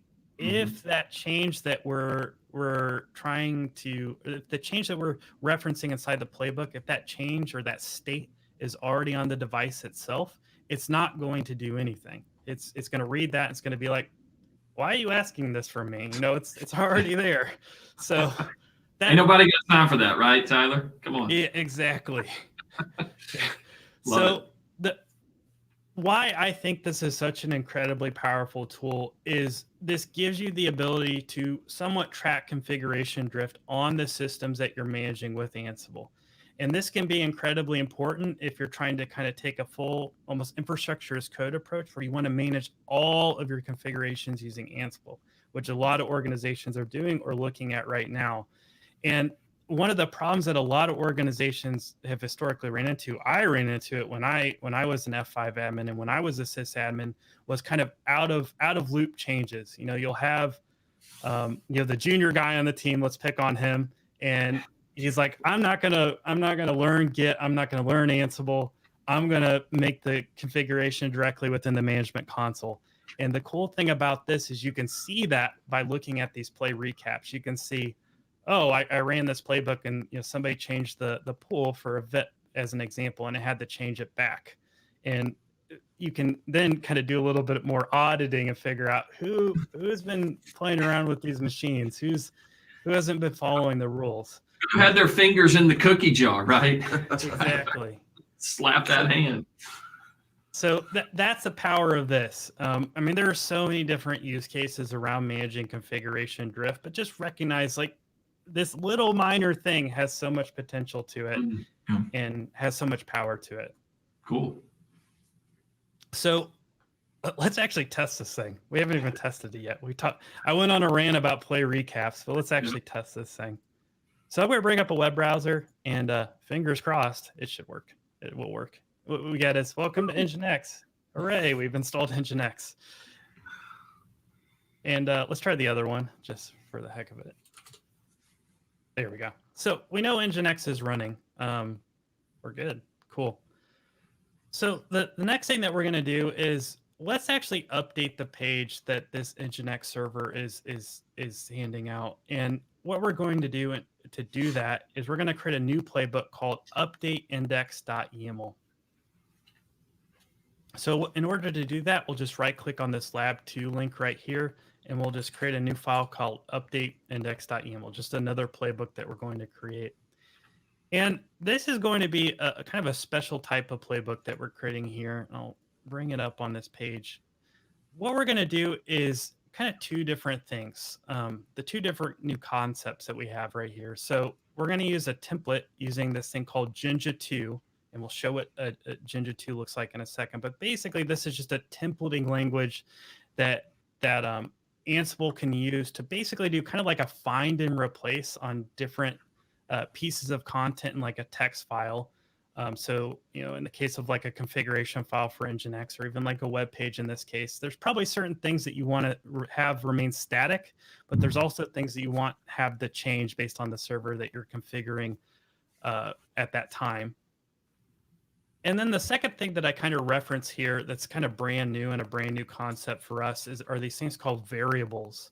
So inside of Ansible, very similar to other languages that are out there, there's these things called variables where if you have a certain value that you need to use over and over and over again within your playbook, you can basically reference it as a variable.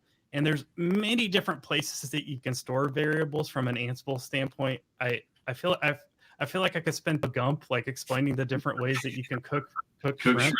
Yeah.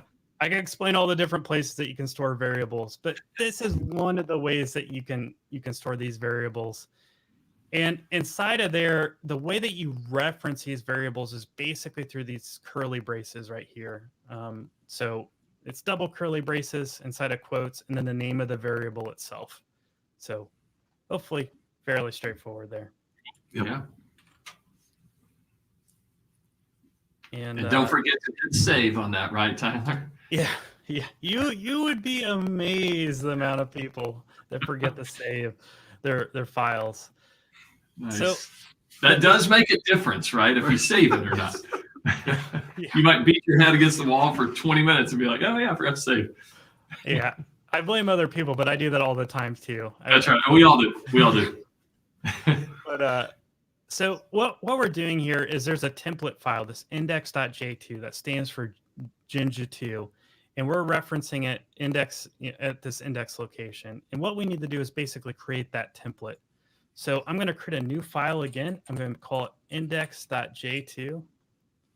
And what we're going to do is we're just going to copy and paste this content that we have right here into this index.j2 file.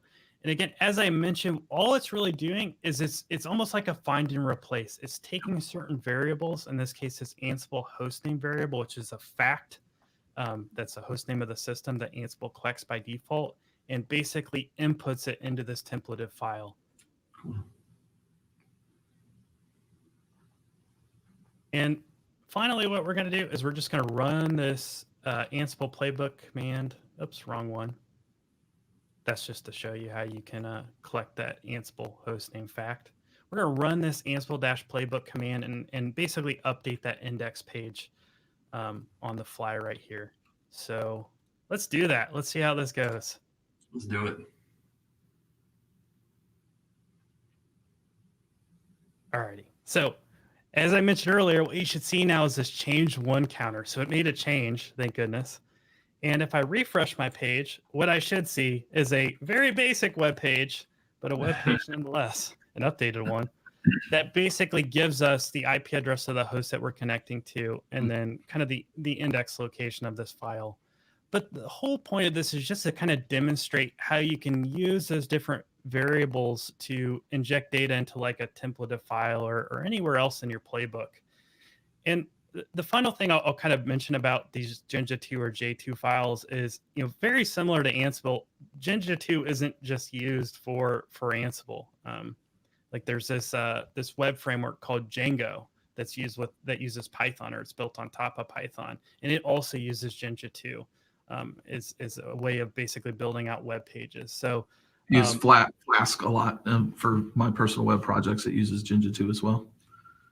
Yeah, absolutely. So the big thing, again, just to call out around this is, just because you're learning Jinja2 in this case, it is not the only place that you can use it. There's a lot more value that you can get out of it. Cool. It's kind of like typical for me back in the day. I learned it on Cisco routers. And then so when I started using F5 and doing iRules, it was pretty easy to transition into writing F5's iRules once they introduced V9 because of experience I got using Cisco iOS on their branch routers and doing some phone home scripts. Yep, absolutely. Yeah, sadly the only place where I've ever used Tickle is in iRule. Yeah, it's kind of it's a language of yesteryear, but So I'm watching the time right now. I think what we'll do is I really want to show probably in about 10 minutes, maybe 10, 15 minutes during the last part, kind of what else you can do with Ansible just from a grander vision standpoint. But I really want to get into these first two steps of this workflow that we have right here. Does that work for you guys? Yeah, let's do it. Yeah. Cool. So we've configured our web server. We have Nginx running on it. We have it serving up a web page that's kind of custom to our liking. The next step that we're going to take as part of this is kind of the meat of all this, right? How do we configure VIPs using Ansible, and how do we kind of reserve IP addresses within info blocks for those VIPs? So the next couple tasks that we're going to carry out inside this lab guide are basically that, just step by step building out a playbook that goes through that workflow. So we have this introduction page, but then you can read about InfoBlocks IPM if you want to. We're not going to. What we're going to do is we're just going to create a new Lab 3 directory for these different playbooks that we're going to host as part of this workflow. So in order to do that, again, follow the lab guide. I copied something I wasn't supposed to. Again. I think that was the changed equals one thing. Yeah. But anyway, yeah. I need to replace this terminal window or terminal emulator with something else. Yeah. And then once we're in the CD, once we've CD'd to the documents folder, we're just going to create a new Lab 3 directory right here. And what we're going to do is basically add that folder very similar to what we did a second ago, but instead of lab 2, we're going to add lab 3. And what we're going to do is just kind of a first step, very similar to what we did earlier once we created the folder, is we're going to create a new playbook file called deploy.yaml. I'm just going to type that out. Oh, I got 2 dots there. Gotcha. And what this is going to do is basically host that workflow around getting an IP address from Infoblox, IPAM, and then creating a VIP, a pool, all those different things from a big IP standpoint that we need in order to deliver traffic to these web servers that are behind it. So it's kind of a very first step, very similar to what we did a couple minutes ago with the Nginx example. We're just going to copy this text right here that basically lists out all the kind of different tasks and hosts that we want to target from an IPAM standpoint. So very quickly kind of reading through this, very similar structure, right, to our web servers, to the F5 example we had in the slide earlier, where we have a host section that defines the where, what do we want to target, in this case, an IPAM group that exists within our inventory. And then underneath that, we have a task section that basically defines what do we want to do. In this case, we want to get the next available IP address in a very specific subnet that we have variabilized here. And then using that new IP address, we want to configure a new IPv4 host entry or DNS and IP reservation entry inside of Infoblox IPAM to basically say, hey, the F5 owns this IP. But the big thing I'll mention around this is if you look at the format of this and you look at the format of the previous examples, it's largely the same, right? There's very little variability regardless of what platform you're automating against when it comes to Ansible. So that's one of the nice things about learning YAML, learning how to write playbooks is regardless if you're connecting to an iOS switch or router or your firewall or an F5, it's all the same. It's roughly the same. Mm-hmm. Well, that's the great thing about automation platforms in general is that it abstracts the nuances of the different types of vendors because everybody does things a little bit differently. Their nomenclature is different and all that. But when you abstract all that away, you have consistency across the board in how you automate things. And so, I won't say it removes the need for the domain specific knowledge. Your declarative models more do that. But it does for whoever is doing the automation, it does provide a consistency that, I think makes it easier to manage multi-vendor environments. Absolutely. Yeah, absolutely. So before I forget, I need to save this. Don't forget to save, Tyler. Yes. That's right. Where is that thing? On the right screen. There we go. So we'll scroll down in this. You can read about how this whole thing works, but I kind of explained at a very high level how the different pieces come together within the playbook itself. And what we're going to do just to kind of test this is we're going to first CD to that directory or to that folder where we just created that playbook. So in this case, that lab 3 folder. And then we're going to run it. So we're use the Ansible playbook command again and run it against the deploy.yaml file. Again, it's just repetition, right? We're just doing the same thing over and over again so we get used to going through these workflows. Mm-hmm. But one thing I'll bring up, and this is kind of an additional concept that we also mentioned in the lab guide, is this thing called the -e flag. And what this stands for is basically extra vars. So in the previous example, I showed how you could effectively have variables inside of your playbook. But let's say, for example, maybe you don't know that variable. Maybe you want to define that time of execution. Maybe you want to have some level of self-service around this playbook. And the way that you can do that is by using this extra vars functionality where you can basically list out a list of variables that you want to feed in this playbook. In this case, app name that gets fed into the domain name that we're going to create. Okay. And let's hit enter. And cross our fingers. No, it'll work. Well, you always cross your fingers, right? I'm always paranoid with demos because I do believe in the demo gods. Hey, I noticed the change says 1 there, Tyler. That's right. Exactly. So it gives us a reassurance that it actually did something.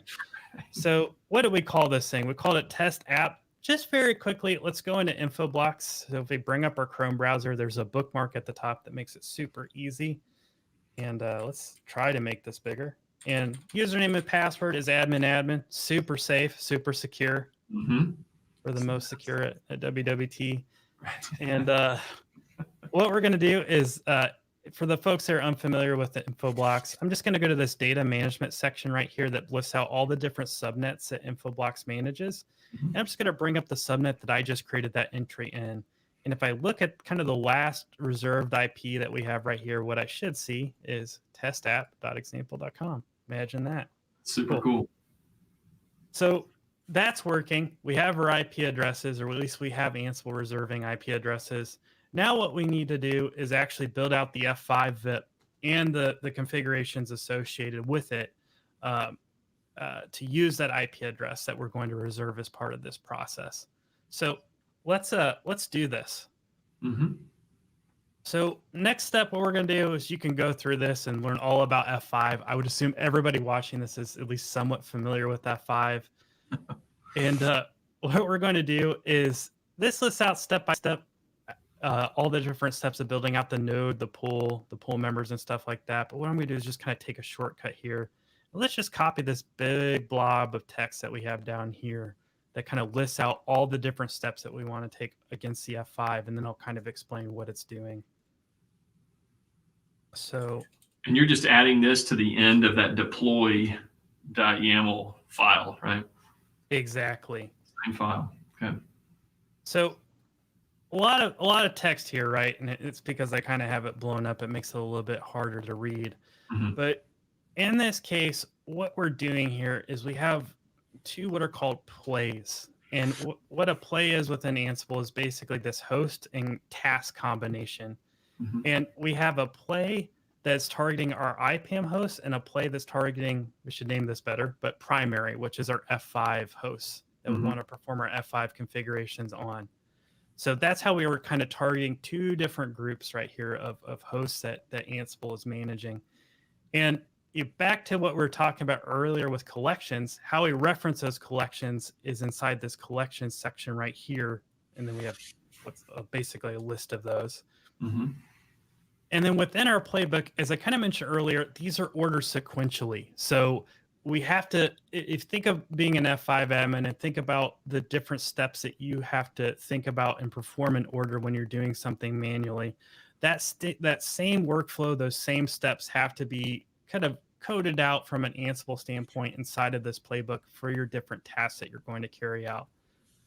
Right. So you have to create a F5 pool before you can create an F5 VIP if you're going to use that pool in the VIP. Exactly.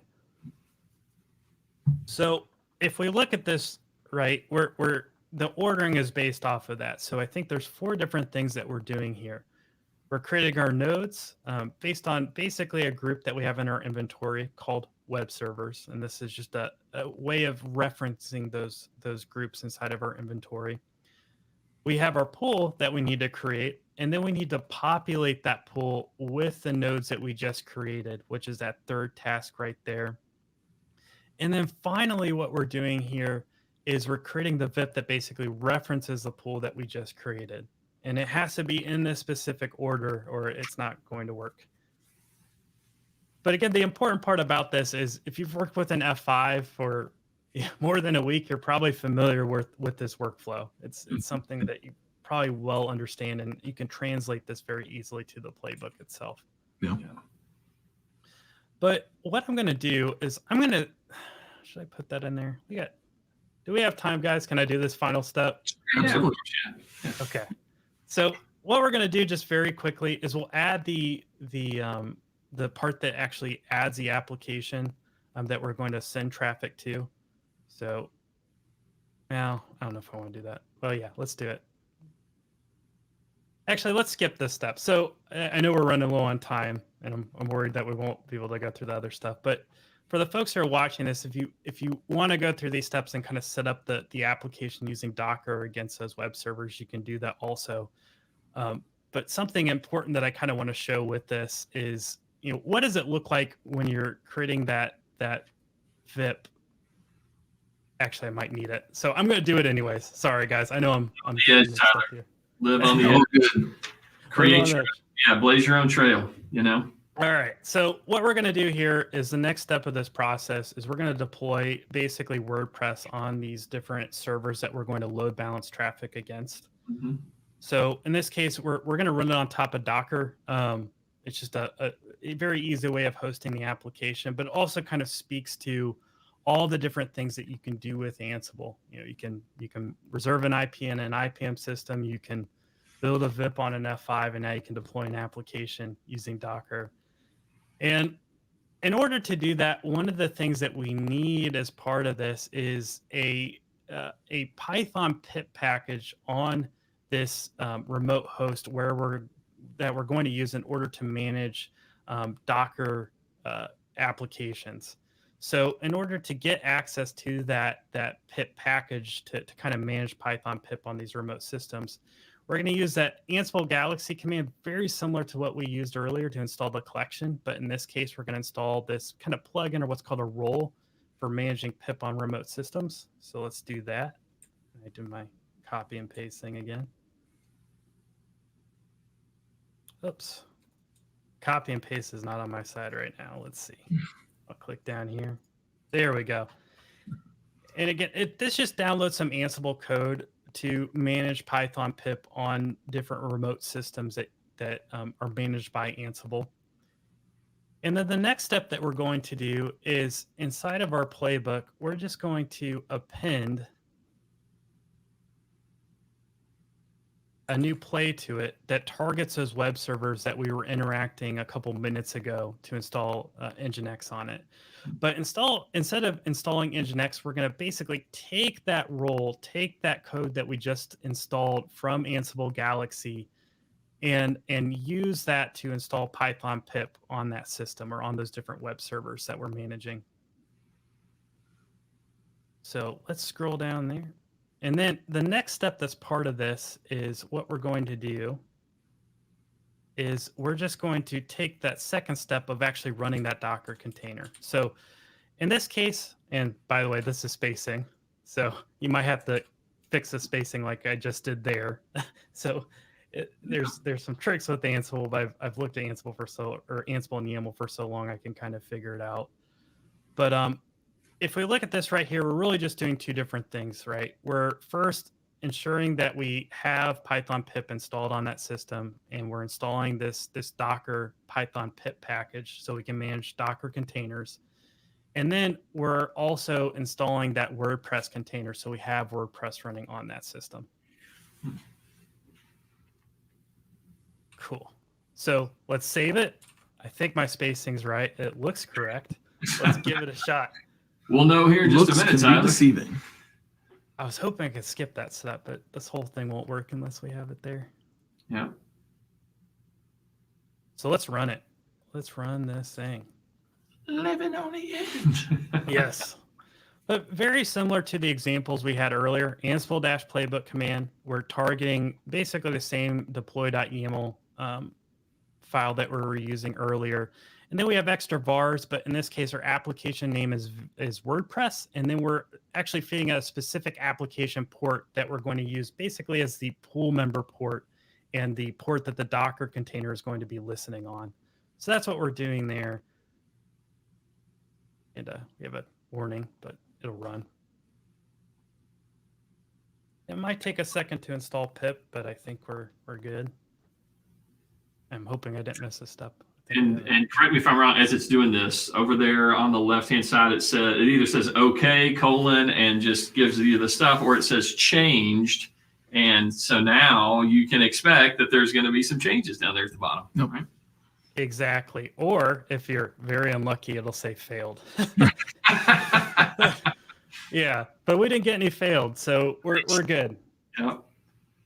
So what we just did here is basically the workflow that we have diagrammed on the left-hand side. We've reserved an IP address and an info blocks using that application name WordPress, I think, .example.com. Mhm. We've built an F5 VIP that's taken the IP address that we have reserved within info blocks and built out the pools and nodes and all the configurations on the F5 for that. And then we've also basically deployed or spun up this WordPress application on the web servers that we're load balancing traffic against from an F5 standpoint. But just to kind of look at this, I have this up right now. What we should see is our new info blocks entry, which we're good. Nice. And I'm going to bring up my F5 device. So if I go to F5A up here and hit proceed, because we have a self-signed certificate. Of course. And log in with admin. We have an offline state, but that's fine. It'll still build out the configuration. And I think we might be good from a load balancing standpoint. We'll see in a second. But what we should see is that new VIP that we have built out using Ansible on the IP address that we just reserved, which is really nice. Inflow blocks, yeah. And then it's a single VIP in this case, but you can certainly build out multiple VIPs if you have HTTP and HTTPS traffic. But inside of here, we have our pool. And inside of our pool, we should have the pool members for those different web servers. Yeah. On the port you defined. So yes. Success. Yeah. Like magic. Yeah. And all the monitors. Well, I'll and say all config success is there. Does it actually work? That's a good question. Moment of truth. So the F5's in an offline state, which is strange, but we'll see. Let's hope. Maybe not.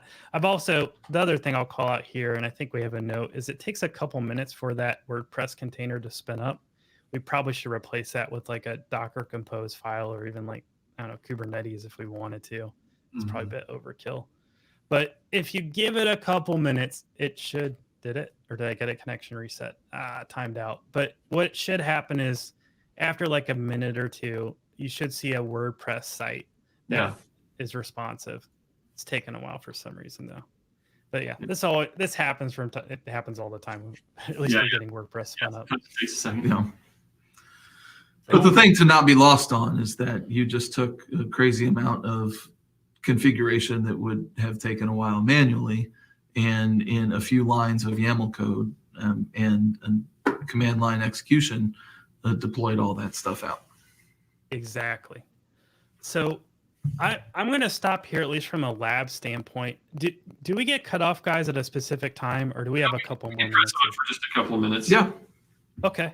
Cool. For those, I'll just say to those of you who joined us today and have to go because you got stuff to do. Thank you for joining us today. Yeah. And we really appreciate you joining F5 and WWT for this Ansible Lab. Yep. Yeah, but we will press on, and the recording will continue. Right. So we'll wrap up here in just a few minutes. But Tyler, go ahead, man. Yeah, appreciate it, guys, and appreciate everybody for attending today. So I'm going to stop here from a lab standpoint, but the final two things that we have in this lab itself, if you want to follow along and continue on this journey, and I'm amazed my WordPress site still isn't up, but if you want to continue on this journey, we have an additional lab here around using Jinja 2, so that templating language for building out AS3 declarations. So if your organization is looking at AS3 and are trying to figure out what's an easy way that we can integrate AS3 with our IPAM solution of choice, or even to build out these different kind of templatized configurations, take a look at that lab right there. And then the final thing within this lab, once you complete that, is this module 2 section. And that's focused completely on really performing configurations using this thing called Ansible Tower. And at a very high level, and I'll show in a second what Ansible Tower is and show a really quick use case around that and how you can apply it. But what Ansible Tower is just a front-end GUI for the Ansible CLI. It provides things like centralized logging, integration with like source control management, like with Git. It gives you kind of a nice front-end GUI to kind of launch your different playbooks and give you a central location to manage Ansible. So if you're interested in Ansible Tower, take a look at that. It's just a kind of the next step with Ansible and kind of building out these different automated workflows. But that being said, what I want to do is just very quickly kind of show what you can do with Ansible Tower. And one of the cool things about Ansible Tower is it provides you basically a REST API endpoint that you can use to integrate with different solutions within your environment. So one of the things that I'm starting to commonly see across multiple different organizations that I've worked with is kind of interest around integrating things like ServiceNow or different ITSM solutions of choice with Ansible or to execute Ansible playbooks with some type of graphical front end that you build out in ServiceNow. And ultimately, what this looks like is what's called a service catalog. And what a service catalog is for these organizations are just kind of a list of different actions or different forms that you can fill out to basically request and automate the process of provisioning very common IT resources, what are commonly called kind of standard changes. So things like creation of VIPs, maybe building out a VM based on a template, the provisioning of ACL rules, maybe getting access to a specific AD group. Those are all different things that are kind of up front in what you typically see in a service catalog. But what I've seen a lot of organizations do is they'll actually integrate their ServiceNow service catalogs to kick off some type of playbook behind the scenes using Ansible. I'm trying to bring that up right now. Let's see if this environment's going to come up. There we go. Super cool. Yeah, this is a really cool art of the possible. Yeah, absolutely. Well, and this is extremely important because once you have the way you build applications in your environment pretty much established and they become somewhat cookie cutter, being able to automate it and say, look, I don't want to take my network engineer's time, my app delivery engineer's time. If we have the resources available in the system, which you can also put in there as part of the automation, saying, hey, I don't want to deploy 80 apps in an environment where I just can't handle that. But from a cookie cutter perspective, if everything's there and you have built in the constraints into your catalog, they can go do it all themselves, and you don't have to take up your staff's resources to build things that should be automated. Exactly. And so this was one of the big things when I worked in IT. It was really a question of how can we, again, take these very commonly requested tasks that we perform on a daily basis. For us, it was creation of F5 VIPs and build some type of front end that we can kind of expose through ServiceNow that basically kicks off that playbook that we just built out, very similar in that lab environment that we showed a second ago. I'm waiting for my ServiceNow instance to come up, but while we wait for that to come up, I will show another use case that we've done with the Ansible Tower that's kind of cool. And this goes back to that chat ops example that I talked about earlier. Stuff. I was going to say just really quick, Tyler, dare I say, should you open up a ServiceNow ticket to bring up your ServiceNow? Just anyway. You're going to kill me. All right. So looks like ServiceNow came online, but let's talk about this while that sits to the side. So, back to that use case of creating VIPs. What are some other common use cases that we would commonly see? At least when I worked in IT and I managed the F5 devices for our organization. And one of those common requests I would get from our developers all the time, and I'm sure this resonates with a lot of folks watching, is, are the pool members in the pool that the F5 is load balancing against, are they online? Because we all know it's always the F5's fault. And yeah, we always know it's the F5's fault. And, sometimes you just have to prove it to them that it's not the F5's fault. And one of the things that I had built out was really a quick way for our different developers within our organization to query the pool member statuses from an F5 standpoint. And what I had done is basically built out a Slack application, which is what you see right here, that talks to Amazon Lambda, and it just does some data parsing. And based on the inputs that Lambda function is taking in, which is basically the pool member that you want to check against, it will reach out to Ansible Tower, and Ansible Tower through that REST API will execute a job that will basically collect the pool member information and report that back to Slack for that user. So let's take a look at that. Like ultimately what that looks like is, if I can bring it up. organ. There we go. But it's as simple as this. They hit health. It brings up a prompt. And they basically select the pool member, which in this case is against a lab environment that I've built out. But they select the pool member that they want to test against. So in this case, let's say like test2.wtblab.net_pool. And within a minute, what they should see is basically the health status information for that pool that they just requested information for. We'll give it a second. But usually what I do is I do the ServiceNow thing and show that pool just to show it's all real. But what we should see in this case is basically one pool member's online, the other one's offline because it's like a standby IP. But the power of this, right, is how do you empower the different users within your environment? How do you take the automation that you build and not only kind of isolate it to your team, but expose that to the other users within your environment? And I think that's the powerful thing about Ansible, and especially when you integrate something like Ansible Tower. It gives you that REST API where you can integrate different solutions like Ansible to perform the most basic of tasks like, hey, are the pool members for my pool online? Prove to me it's not the F5. Calls you're saving, in not having to answer that question all day, right? Exactly. For sure. Just tickets alone. You joke about ServiceNow tickets, but I've gotten tons of ServiceNow tickets where the developers like, prove to me it's not the F5, or tell me the pool member statuses of this pool for this app, for this VIP on our F5. Okay, so now that we're back in action with ServiceNow, it was in hibernation because I run a development environment. Back to this idea of a service catalog. Again, how do we empower our users? How do we take these different tasks that basically overwhelm the different engineers within our teams and make it something that's automatable and exposed to the different individuals across the different teams within an organization? And one way you can do that is for this thing that's called a service catalog.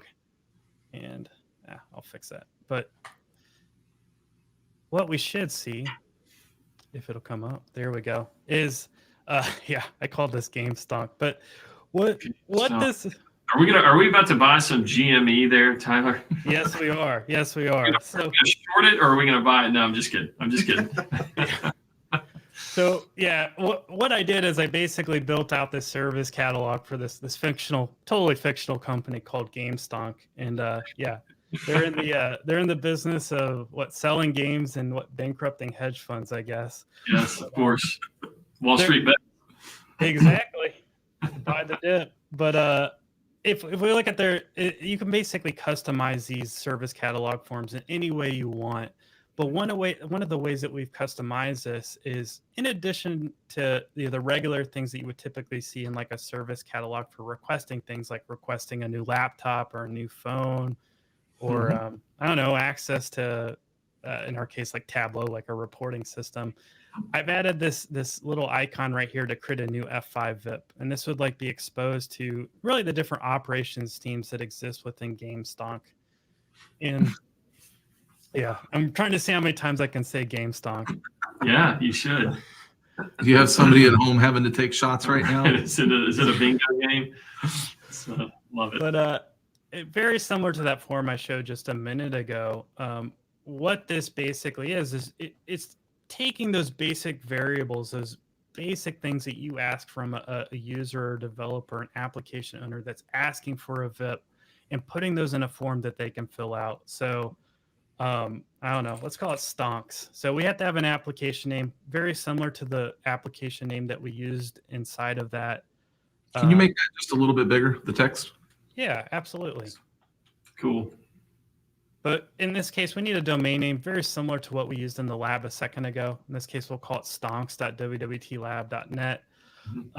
We have a configuration template. So something very common with a lot of organizations that at least I have worked with is there's always a set of F5 templates that they work off of. They may not realize it or not, but there's always that 90% of use cases cover this same template for a web application. And that's what I'm trying to communicate here. I need an HTTP and HTTPS VIP.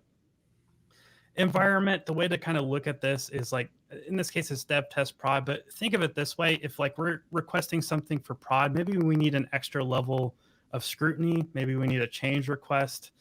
Maybe we need an approval that may not be needed as part of like provisioning something to dev. Yeah. And then network, DMZ internal, PCI, non-PCI, whatever that looks like. And then the actual the nodes or pool members that we're going to load balance against. So in this case, I'm going to use node 1 and node 2. But the cool thing about this is one of the things that exists within ServiceNow from a feature standpoint is this thing called the CMDB, or Configuration Management Database. And basically what that is, it's almost like asset management for an organization's IT resources. So a lot of the servers that might exist in an organization's environment is probably being documented in the CMDB, and I can reference that data using this service catalog. Nice. And I'm going to fill this out. I'm going to click submit, and what should happen is it'll basically take this data and it'll say, all right, successful, and it'll basically create a bunch of change tickets and request tickets behind the scenes for approvals. But if I log in with my Tyler Hatton user, the approver user, I just realized I'm not logged in as him. There we go. What I should see in the top right is an approval. So as part of this workflow, we've integrated it into our ticketing system where, as I mentioned, if I request something for prod, I can very quickly go into here and approve or deny this request that system administrator, who isn't so powerful now, has requested for this new VIP that needs to be created.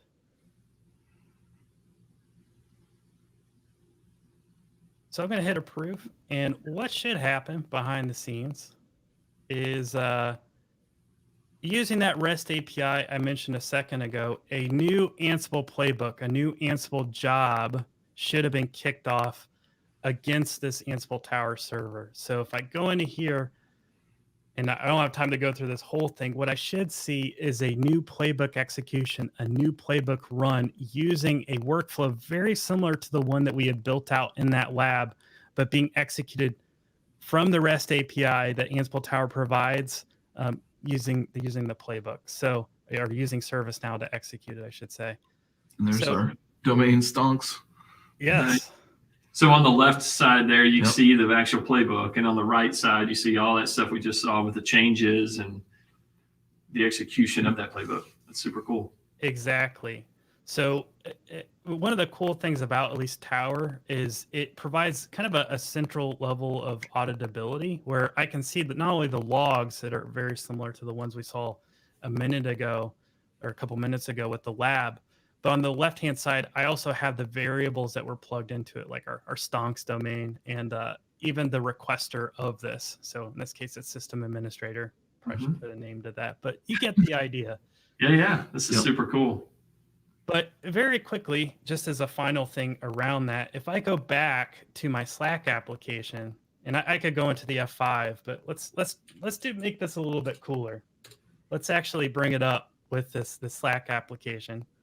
I can now see that stonks.wwtlab.net is a pool that I can now pull the health statuses from a Slack standpoint. Nice. So we can now verify, hey, are there pool members that are assigned to this? And is this a correct configuration on our F5s? And, to kind of show what's going on behind the scenes, again, this is just another job that's getting executed, another playbook that is being executed, very similar to the ones that we have just written as part of this. So as you can see, it's getting the pool members and then it's sending that status back to Slack. If you nice. back Slack, okay. It's there. Yep. There it is. Both are up. Sweet. Both of them. Beautiful. That's awesome. So kind of two really quick demos. And the whole point of showing that stuff is just to get a better idea of, if you stick with Ansible, if you take some time to learn it, what can you really do with it?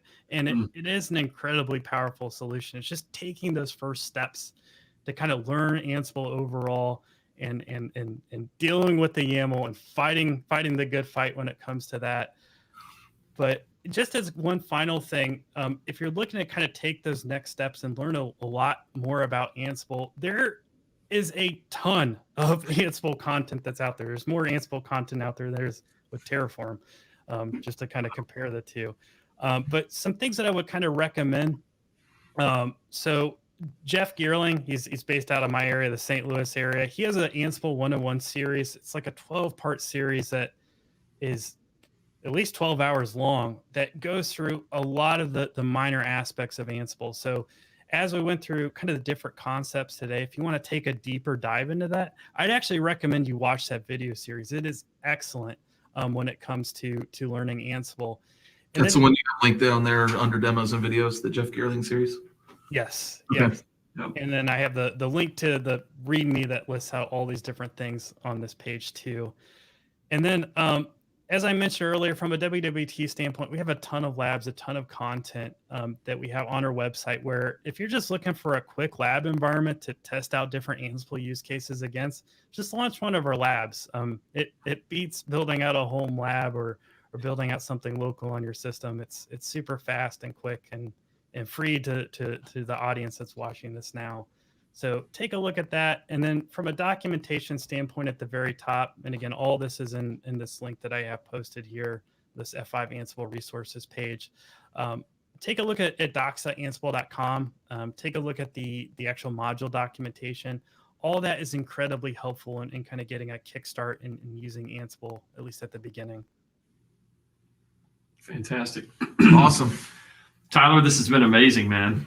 Amazing. I mean, we would from the beginning all the way to how do you put in a ServiceNow request, let Ansible do the hard work, and then check with Slack to make sure that it's not the F5's fault. Yeah. I love it. I had a training class on, I don't even know if Network Instruments Observer is a product anymore, but it's a Wireshark. It's a sniffer that I used when I worked for the government, and I had a training class with him, and he's like, it's the network, and his response to the company was always, yeah, it's not, and he's like, but it's always the burden of proof is on what people don't understand, right? Yeah. And so it is. Is it the F5.com is still a thing? So you can also send people that instead of having all that fancy Slack or Ansible logic, you could just have it reply back with that domain. right. Yeah. That's beautiful. Is it the F5? Yeah. Well, good to go. Well, Tyler, thanks so much, man. I know last time with Terraform, now with Ansible, you have educated all of us, and we're all the better for it. So this has been really, really cool, and we look forward to doing this again in the future with maybe some other technology. Absolutely. I think we have some ideas for the next one that we've talked about. So we'll get that slated here maybe in the next quarter, and we're excited. Thank you so much for joining us today, Tyler. Yeah, the wheels are turning. I want to give a shout out really quick too before we get out of here. There's a lot of great people in the YouTube channel and comments, answering great questions, and just want to say thanks to everybody that showed up today. And there's a lot of great comments, all the way through. So thanks for participating with us, connecting with us, asking great questions, and yes, it's always good to have an engaged audience, right? That's right. Good to go. All right, man. Well, I think we can maybe we'll just go ahead and close it up right here, right? So again, thanks to everybody for being here today. Tyler, thank you again, man. Really appreciate your hard work and everything you do for us. All right. Yeah. Appreciate it, everyone. All right, Take care. Take care.